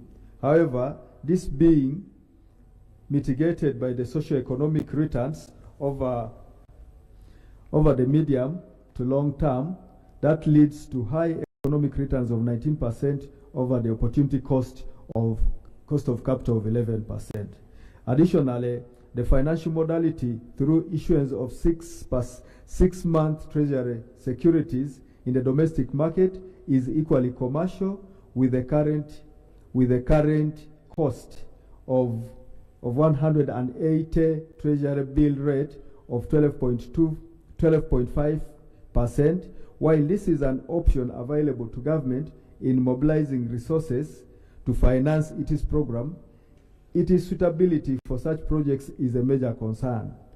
Such concerns involve whether such options are part of the Treasury Security Issuance calendar of the central government.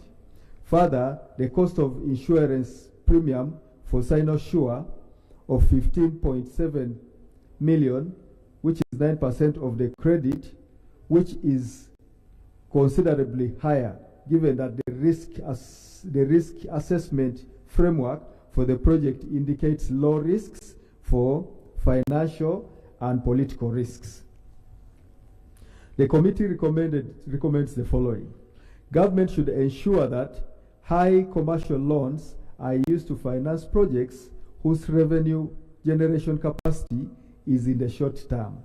Ministry of Finance Planning and Economic Development should ensure that the domestic borrowing to finance specific projects form part of government issuance calendar to improve coordination between the monetary policy and the physical policy authorities. Efforts to mitigate the rising interest costs for the private sector due to increased government borrowing from the banking sector should further be explored by Ministry of Finance Planning and Economic Development as well. Government should consider negotiating the insurance premium cost given the minimum risk the project faces and other costs to bring them to levels that are compatible to the Standard Chartered Bank.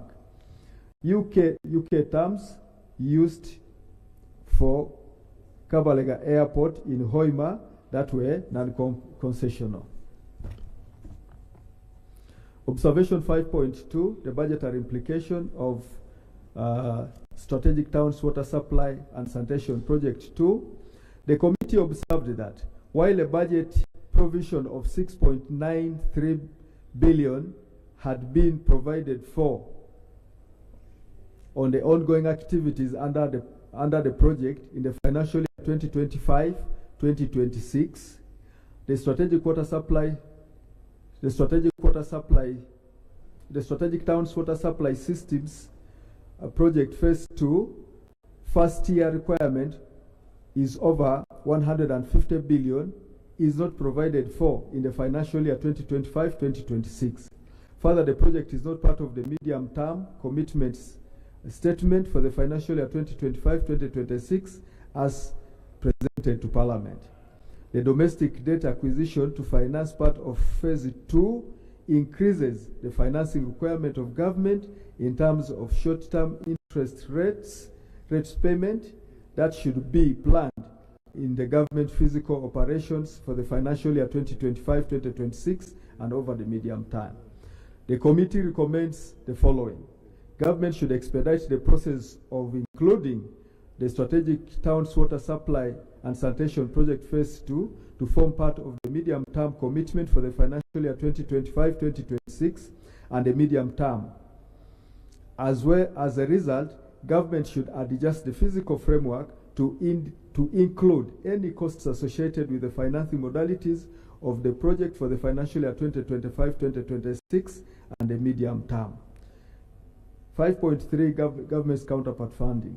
The committee noted that among the lessons learned from the implementation of projects, especially those financed by externally borrowed funds, is untimely release of government counterpart funding and the low absorption capacity of project executing agencies. The committee recommends that government ensures that adequate counterpart funds for these projects are timely integrated into the national budget during the implementation period. 3. Fulfillment of the loan conditions. The committee also observed that government has been slow in the fulfillment of the loan effective conditions upon signing of the loan agreements in order to trigger the disbursement of committed funds for the implementation of the debt-funded projects. The committee recommends that government ensures the speedy fulfillment of the effectiveness conditions of the financing agreements for this loan in order for the committed funds to be released by the Standard Chartered Bank, UK, on time to guarantee the timely implementation of the projects. High dependence on consultancy. The committee observed the high dependency of the project on consultancy services. According to the project procurement plan, a total of 8,070,513 million US euros will be spent on consultancy services. The majority of the consultancy costs will finance consultancy services for construction supervision of Alebitong, Kamuli, Kasambira, Phase 2, Bugade, Mayuge, Idudi, Busesa, and Nakasongola Phase 2 water supply and sanitation. The committee recommends that government scales up plans for deliberately building the capacities of MDAs in conducting studies, designing, and supervision of projects in order to cut down on the exorbitant amounts of project funds spent on consultancy services towards conducting studies, designs, and supervision of debt-funded projects. 5.6 is performance of debt-funded projects in the water and sanitation sector. The committee noted that there has been an improvement in the utilization of loans in the water and sanitation sector. Despite the improvement, some projects did not perform well. For example, the irrigation scheme development in Uganda, the Namalu CP project. Chairman. Yes, please. Chairman, really, I mean, the critical issues which we consider here, you know them. So just allow me to recognize our visitors in the public gallery this afternoon. We have students and teachers of Kati Primary School from Urepi Sub-County, Madi Okoro District. They are represented by Honorable Etuka Isaac Joaquino and Honorable Okia Joan Aniko. They've come to observe proceedings of this House. Please join me in welcoming them. Can stand up for recognition. Thank you. Thank you. We are glad to have you here. So, Chairman, conclude. Thank you very much, Right Honourable Speaker. Right Honourable Speaker, let me conclude. I'm trying to look at the most critical items.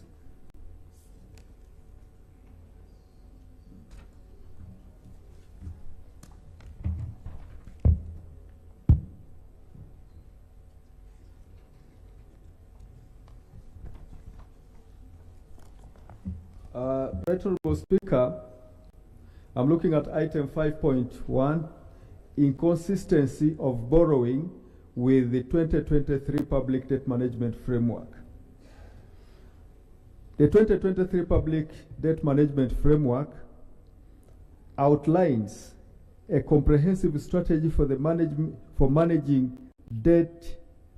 debt over the 5 years starting 2023-2024 to 2027-2028. This framework articulates principles, government commitments, strategies, and benchmarks crucial for shaping public debt decisions during this period. The primary aim of this framework is to highlight the financing solutions that address the government fiscal deficits, carefully weighing the balance between cost and risk to ensure sustainable funding for economic growth and development. Under the external debt finance, there has been 8 principles of external debt which are provided under Annexure 1. Under Annexure 1 of the report, and project fails the first principle, which states that government shall continue to pursue concessional and non-concessional borrowing to meet the external financing requirements through the underlying guidelines. Social and human capital projects shall be funded at concessional terms with a grant element of at least 35%. Consideration for non-concessional loans, that's direct and or export credit agencies, lending with a grant element of less than 35% shall be contracted on condition that 1, the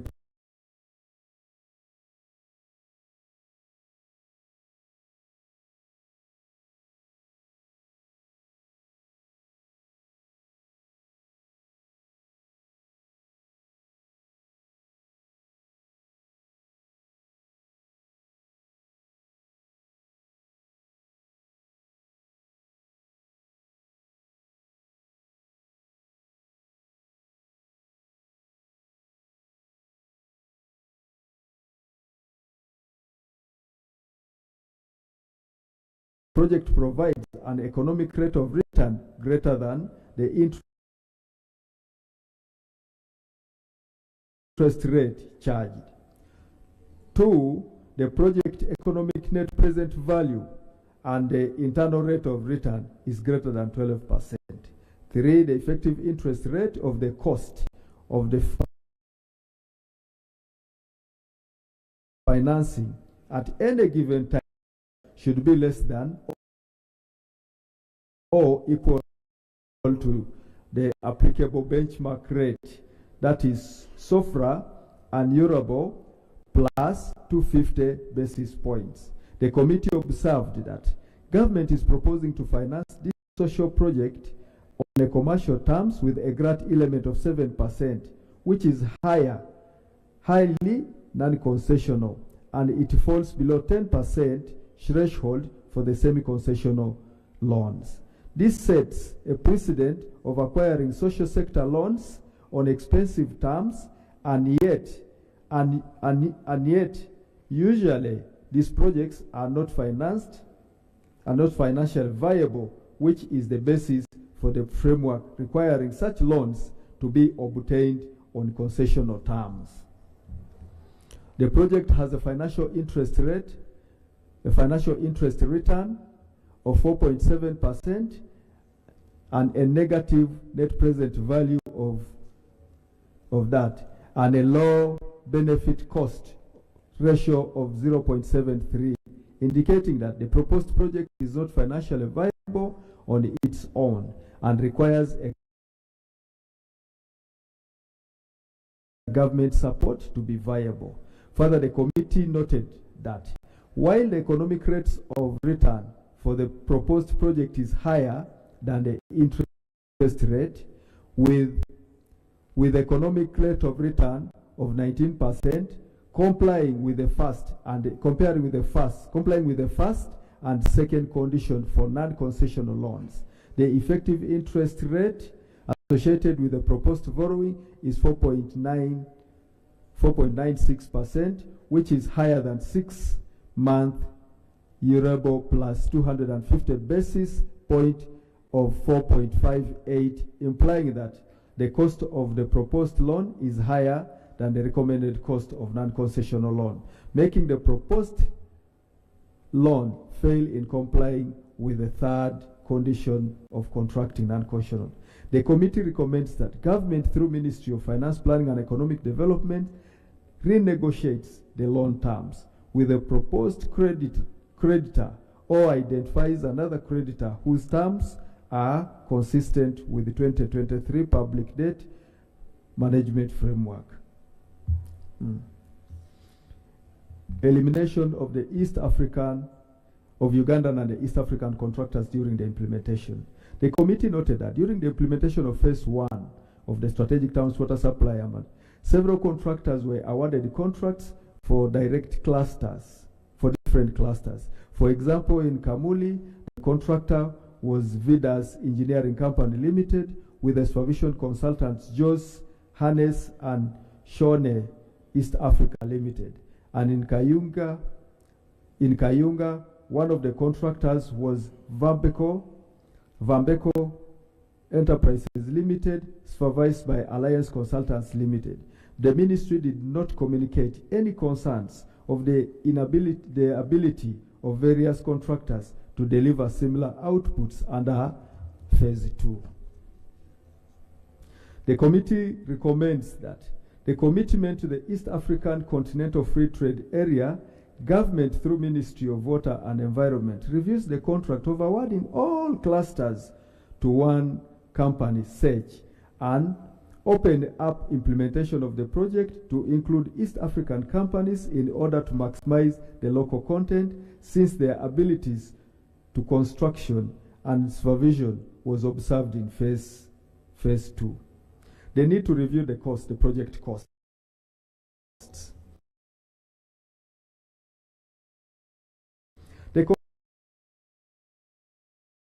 The total cost under the project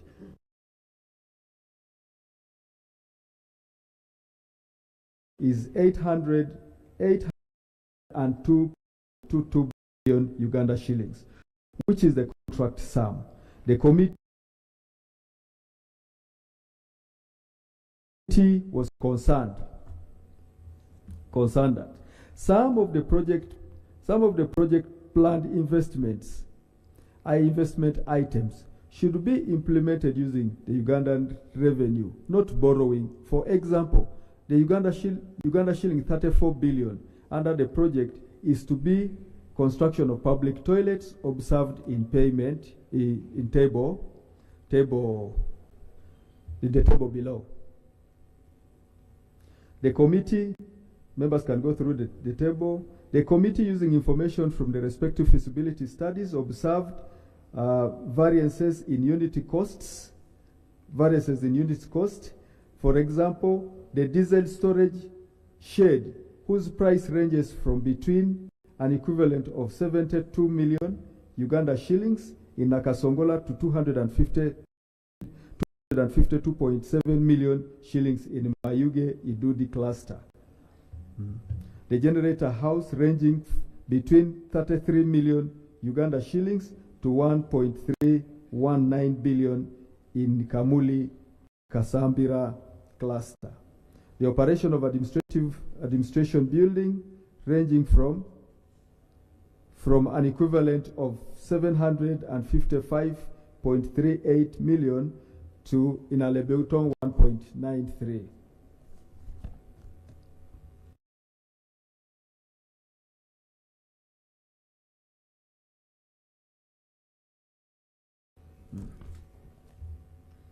The committee recommends that the cost of the project be reviewed in view of bringing down the credit cost and reducing the cost of designs and scaling down expenditure on public toilets and guard house, among others. In conclusion, Right Honorable Speaker, the committee appreciates the proposed project. The proposed project is consistent with the objectives of the 4th National Development Plan, specifically those of natural resources, environment,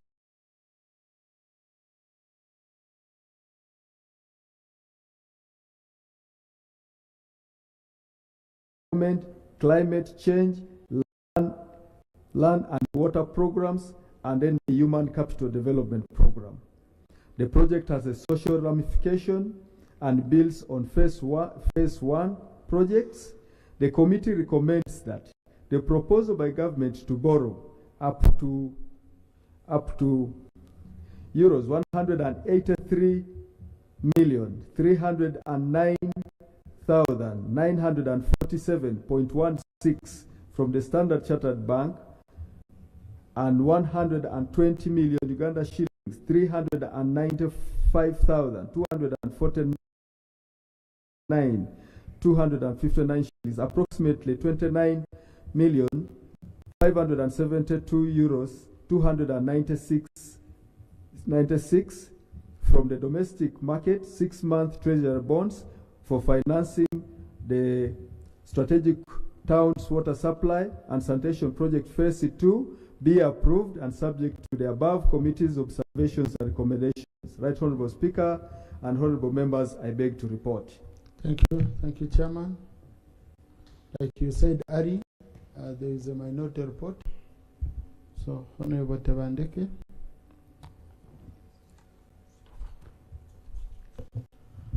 Thank you, Honorable Speaker.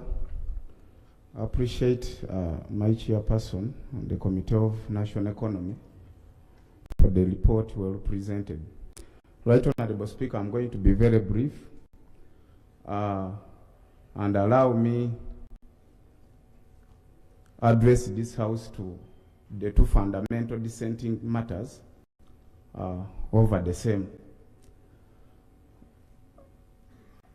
Our dissenting matters are on two issues.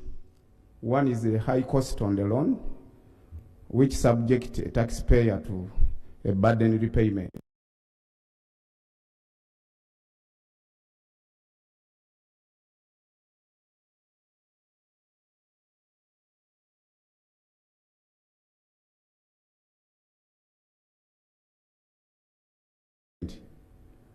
Two is the non-compliance with the rules of procedure of Parliament.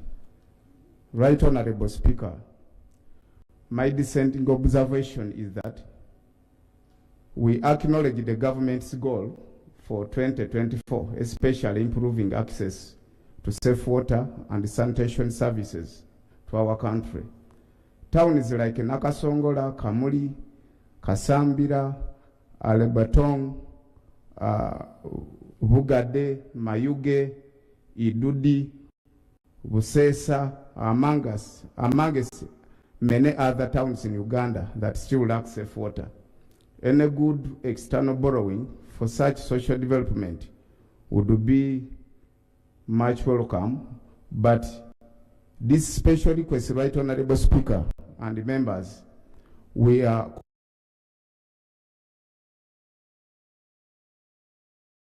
completely opposed to committing taxpayers to this loan for the following reasons.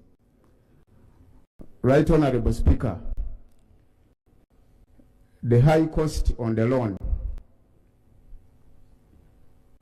Right Honorable Speaker and colleagues, the loan is purely commercial from Standard Chartered Bank, Synergia backed term with the interest rate of 6% ALBA plus imagine a commitment fee of 30% from the margin per annum, a margin of 2.1%, an agency fee of $20,000 payable annually, an agreement fee of 1.4%, and the default interest fee of 2% Synergia premium.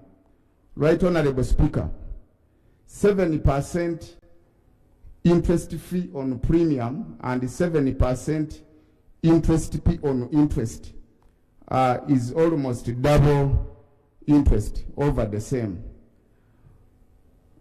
Right Honorable Speaker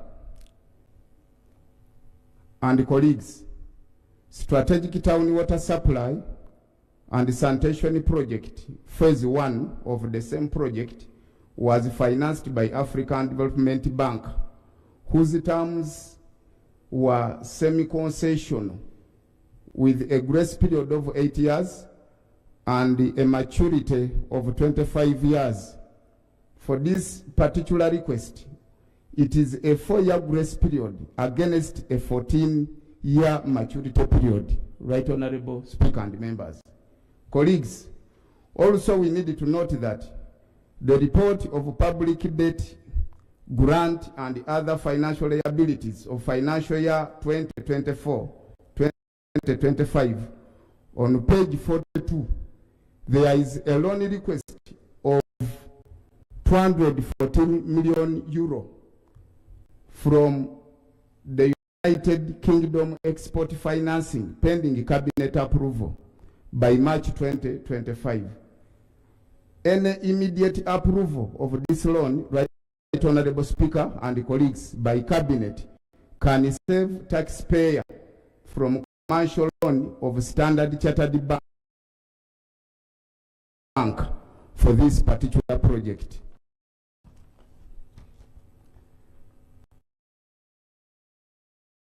Right Honorable Speaker, in addition to that, as highlighted on non-compliance with the parliamentary provisions, our hands as Parliament are tied by Rule 162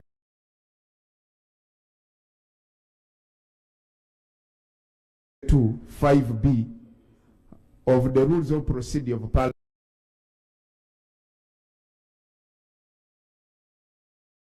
Parliament, that any loan request before Parliament for approval, we need a list of financing options considered when identifying the creditor. Right Honorable Speaker and colleagues, on the presentation of this loan, there is no any financial option on requests that were laid before committee by the Minister for consideration. The committee, while scrutinizing this request, were not provided with any list of financing option. We were left green over the criteria used to arrive at Standard Chartered as a lender to this particular loan. If other options were provided, maybe we would scrutinize this loan furthermore better.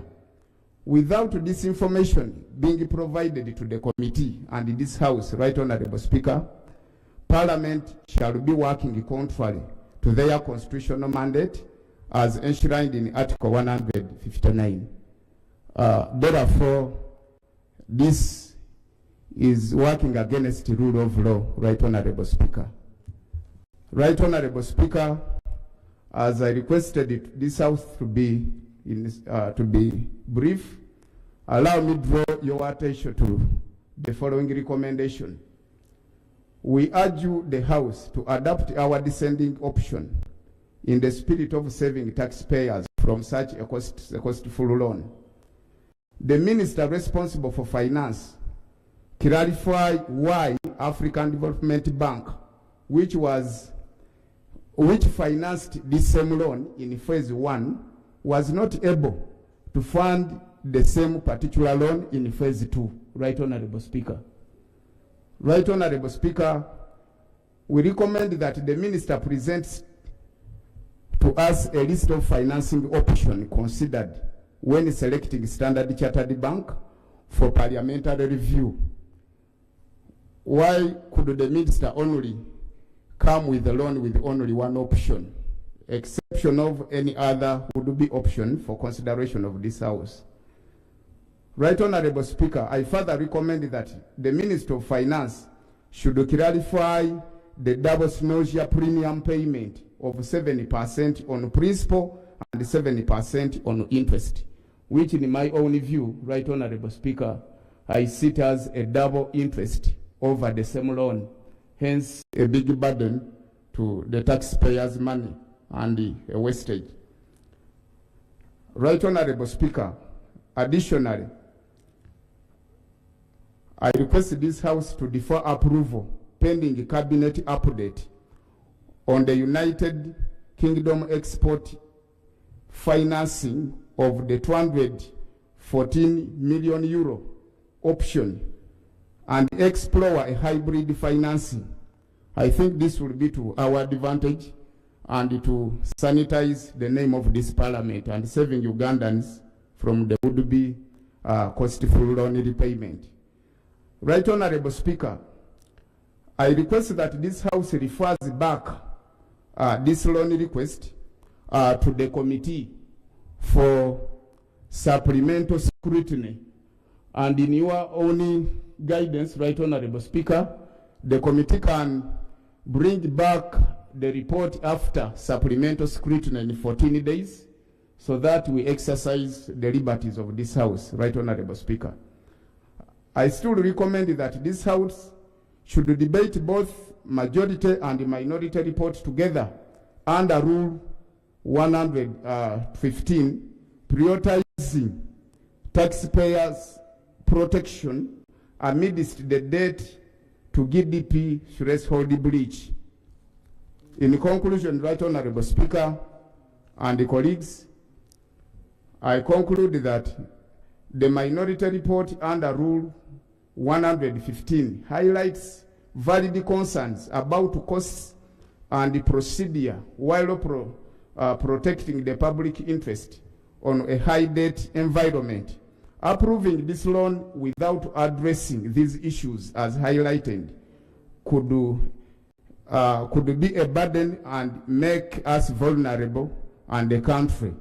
I urge you, the House, to reject and defer the proposal until clarifications are provided, seeking more favorable terms to ensure a suitable financing for the project over the same loan, and uphold parliamentary sovereignty and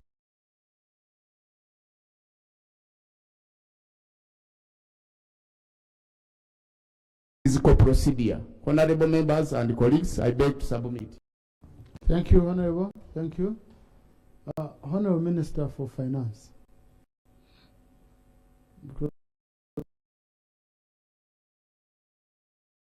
there are things which need a quick clarification before we open up on anything. One, the issue of list of financing options, which the minority report is talking about. And then also the member is saying that there is a loan for the same project, UKEF loan proposal. I don't know how they access cabinet, details of cabinet. So no, just because it's direct. Is cabinet having a proposal, considering a proposal from UKEF for the same project? That would be cheap. No, I needed Honorable Byanyima. There are things usually I want the minister to clarify to help me when I'm guiding debate. Okay, Honorable Byanyima, it seems. Thank you, Right Honorable Speaker. We are slowly going into something that is not proper. Whenever a loan comes in, it concerns a certain sector. We cannot allow National Economic Committee, which I belong to, I'm sorry to say, to continue dominating, yet there is a particular sector that should be sitting with the national economy, because they know more about what the loans have got. If you are talking about the road, physical infrastructure should sit with who? National economy. But Honorable and they move together. Honorable Nathan, as a member of National Economic Committee, for example, you should have signed a minority report and you give. No, I can't sign a minority. Listen to me. I can't stoop so low. We work. No, members who sign a minority report are not stooping low. Okay, these are procedural matters. You should have. You should have. I want it to go on record. Members who a minority report is provided for under our rules. Members who sign a minority report are not stooping so low. Honorable Byanyima, you can make that good. Members are feeling insulted. Ones who I withdraw. Yeah. But when we are reviewing the rules, the procedure, rules of procedure, we said the beneficiary, the committee, the sector committee, should first go through the loan request, then come and report to national economy and harmonize. Now we are doing things single-handedly. Honorable Byanyima, Rule 214, Sub-Rule 11, you're correctively responsible since you didn't express your opinion.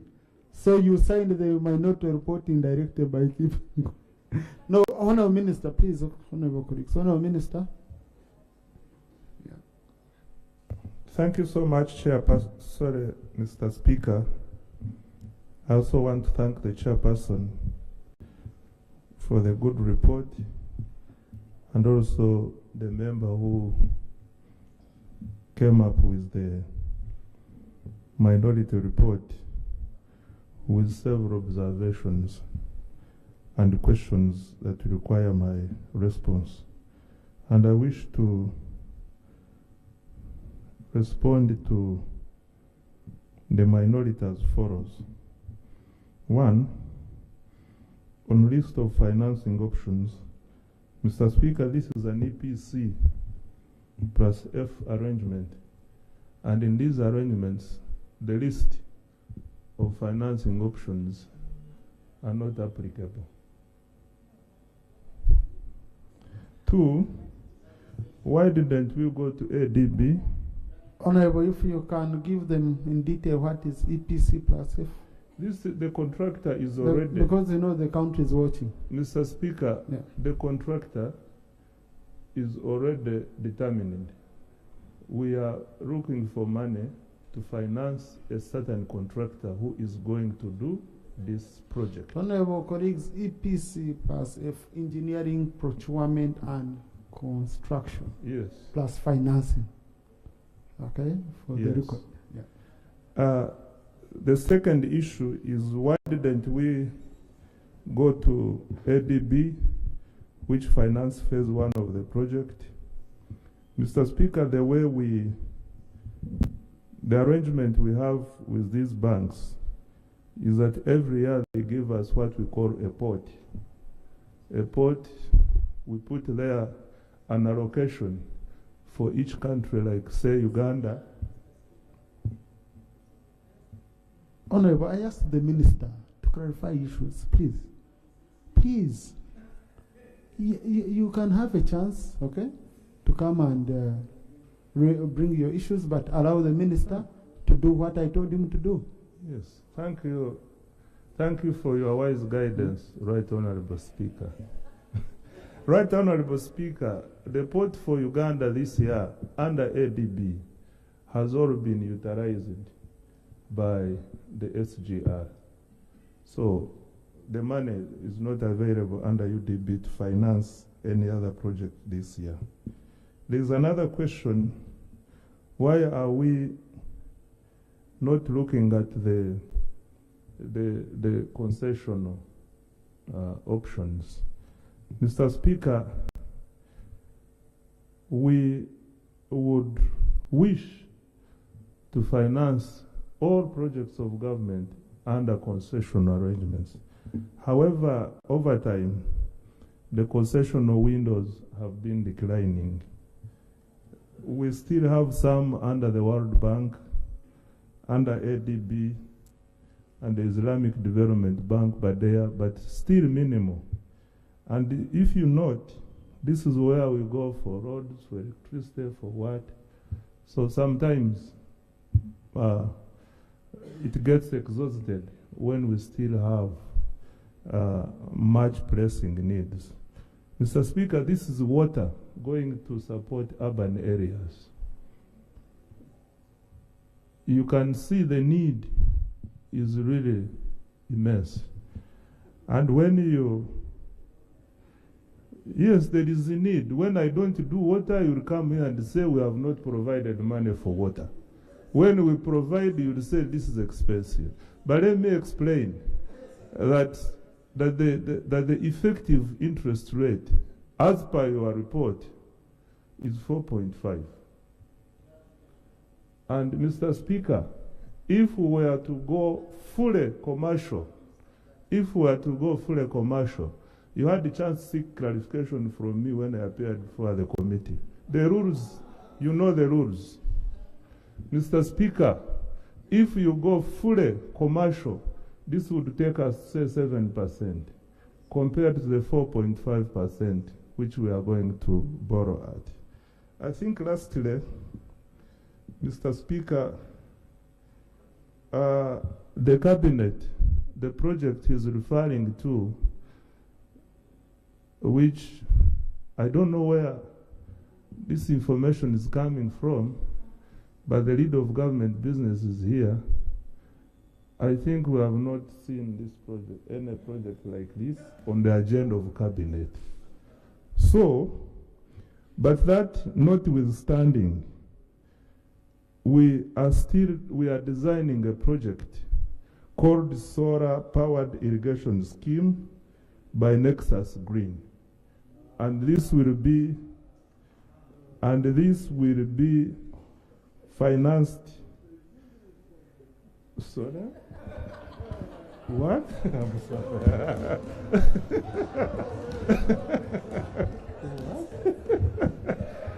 Mr. Speaker, this feedback is important. I will, outside, off record, I will discuss with the colleagues. Yes. No, I think, Honourable Minister, what is very important, you know, no, I recognize the children. I think what is important from the mamas here, we approved here on, I think, of $110 million for Nexus Green. So I think members need to be updated on how far you've used it. Okay? And the moment, yes, and that will be more helpful. Okay? So when you talk of a new project before they see the other one working, Honourable Minister, continue. So I think this is where the 214 million euros will apply under that new project, which is still under design. I think, Mr. Speaker, this is what I can respond to briefly in the minority report. Thank you. Thank you. Honourable Ayume. No, members of the committee, please take your seats. Members of the committee. Rule 214, sub-rule 1 of our rules. Members of the committee, sub-rule 11. They don't allow. Yes, Honourable Ayume. Thank you. Honourable Geoffrey Nzima. And Honourable Isingoma. Honourable Tom. Thank you, Right Honourable Speaker. I appreciate the spirit in which the loan is being procured. However, I would like to re-echo the committee chairman's observation of the 8 million euros for consultancy services. That's about 32 billion shillings. Right Honourable Speaker, 32 billion shillings is half the cost of building a new general referral hospital. So I would applaud that in future we build in-house capacity of most of these MDS, so that consultancy services, because we have been doing these projects for the last 20 years. By now we should have built enough in-house capacity so that consultancy services are in-house and this money would go to Ugandans. Thank you. Oh, Right Honourable Speaker, and I'm also taken a bit aback that a 6-ton pit latrine would cost 142 million shillings. That's food for thought. Thank you. Thank you. Yes, Honourable Nzima. Yeah, thank you, Mr. Speaker. My first point is already being spoken by Honourable Yume, that is particularly the cost for consultancy. I have stood to support the loan because any money got to supply water to our people is very crucial. When you go across the country, most of the areas are still lagging behind in terms of national water levels. But also, Mr. Speaker, I will also want to bring this issue that it will also be important. Some of the projects which were brought earlier, that is stalled because of lack of money, should have also been taken into consideration. There was a rural, integrated rural water project which was undertaken by a World Bank funding. This was supposed to be a 5 years project. In my constituency, in Irodo, Aoba, and the Koka, these water sources were drilled, but along the way government said no, due to depreciation, we cannot go ahead and pipe all this. These are all being abandoned. And these sources were identified because the water problem in these areas were very acute. Like in Aoba, we have secondary school, we have a market, we have a primary school, and all this. In K, we have health center grade 3, we have a market.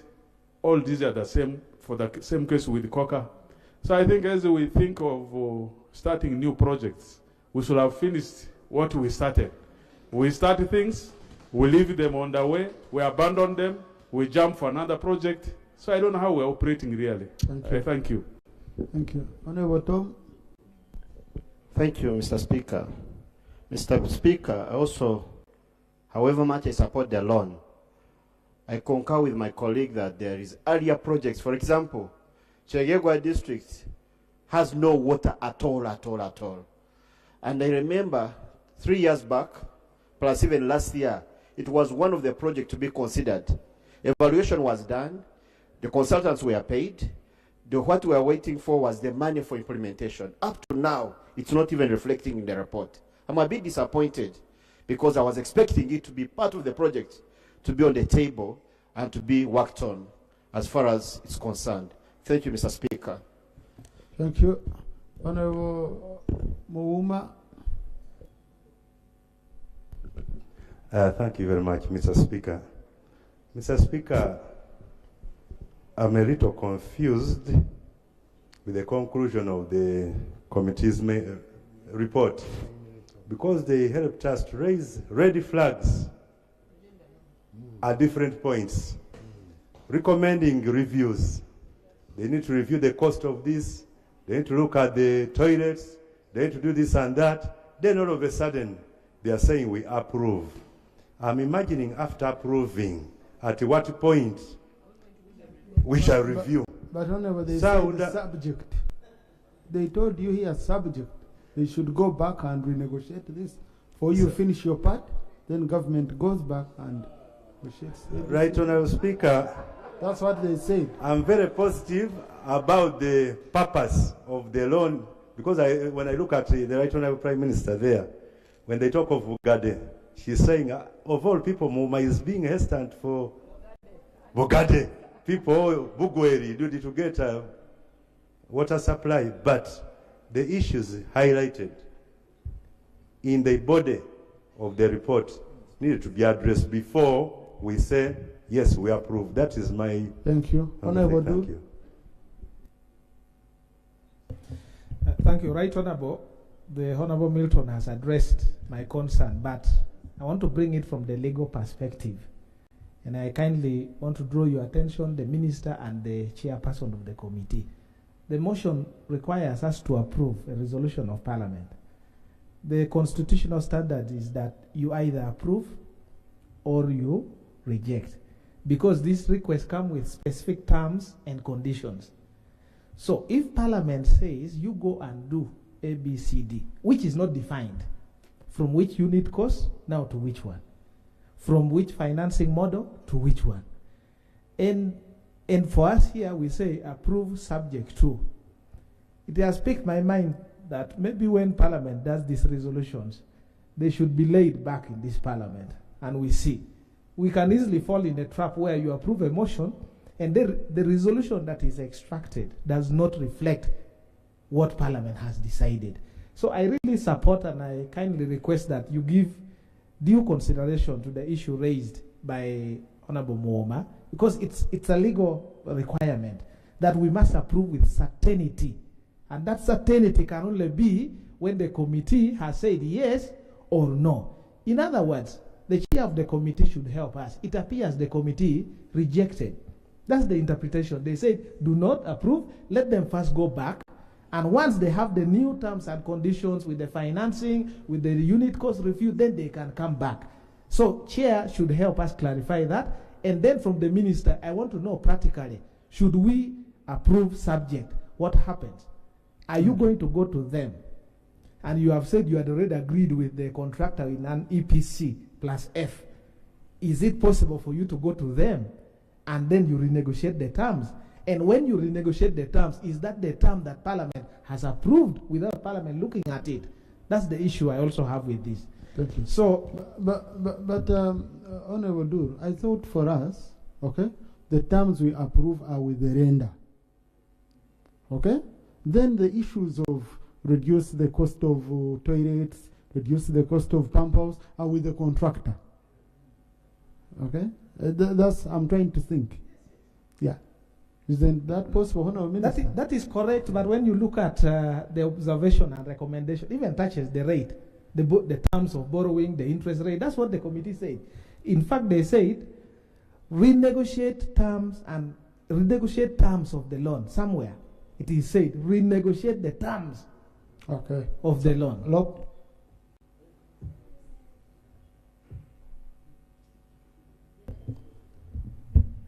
Honorable Speaker, we have done a lot of borrowing lately. And that keeps spiking our debt burden very problematically. It keeps soaring. And again, I don't want to pour cold water on the justification for the loan. Yeah? Water, sanitation, and so on. Good projects. But these deep-seated issues have got to be addressed too. I have mentioned severally here the challenge with some of the loans that we approve. Projects fail to kick off. They are riddled with corruption. You don't get quality value for money. Two, we approve many loans here, Right Honourable Speaker, and they remain undisbursed. According to the Auditor General's report, as of December last year, 16.4 trillion shillings is what we had on our financial records worth of undisbursed loans. This is money we borrow, and we are just not ready. Meanwhile, the lender is going to charge you commitment fees. And again, according to the Auditor General's report, which I encourage members to read, we paid as of end of last year over 70 billion shillings. Why? Why are we doing that? It does not make sense at all. Honourable Speaker, you see, let me point to two now technical issues after having mentioned those general ones. The minister is denying what we have in our rules, Rule 162(5)(b), the list of financing options to be considered when identifying a creditor. It doesn't matter that the project is ongoing. You're now on phase 2. There was an earlier creditor, ADB. You have moved away from ADB. Why? What are the new options? Now that you're moving away from ADB, you needed to avail those options. You cannot run away from it by saying, this project is already ongoing, there's already a contract, and so on. You have moved away from your earlier creditor. That has got to be explained. You cannot run away from it. Two, Right Honourable Speaker, and I'm sorry I might sound a bit pedantic, but it's important. Rule 214, you have been quoting that rule, Right Honourable Speaker. Part of the provision of that rule is for a requirement of 1/3 of all members of the committee to have signed the reports. That threshold has not been met by both the majority report and the minority, because you have 16 and 2. The total members of the committee are 56. So the 1/3 in proper month is supposed to be 19. That's 18. It's less of 1, but I'm saying we need to tick those little boxes too. They might be little, but those are our rules. Here is... Honourable Senyon, that when they were prodding, they had not yet reached, but the report they gave to me has the signatures, and I can give you my copy. You will verify, members sign. Maybe if you can help us so that it's not just me, Right Honourable Speaker, how many, because the report that we... I have 17 members on the main report and 2 members on the minority report, making it 19 members. Then we need to see, Right Honourable Speaker, with your guidance, how this gets to be sorted. At what point do we get to know these are the members that have signed? Because what is uploaded, what we do have, has got less. But then along the way they forward to the Speaker another one. But here, I would have clarified that. Here is what's even more bothersome regarding this quorum thing. Rule 25 provides that for us to take a vote on any question, like we are about to, we should have 1/3 of all the members who are entitled to vote. That's a number of 177 members. Honourable Speaker, I doubt we have got that number here. Again, I was saying, yes, sometimes they say online, maybe we can be guided. How many people are online so that we see how many are online, but also to access online, there is a procedure of how somebody gets to be ticked that you attended online. So that we tick all these boxes. You see now, you're running away from the boxes we must tick, the procedural issues to do with this loan. You also want to run away from our house procedures. Why? What exactly are we in a hurry to try and do? Why do we not follow the law if you want to get these loans approved? Thank you.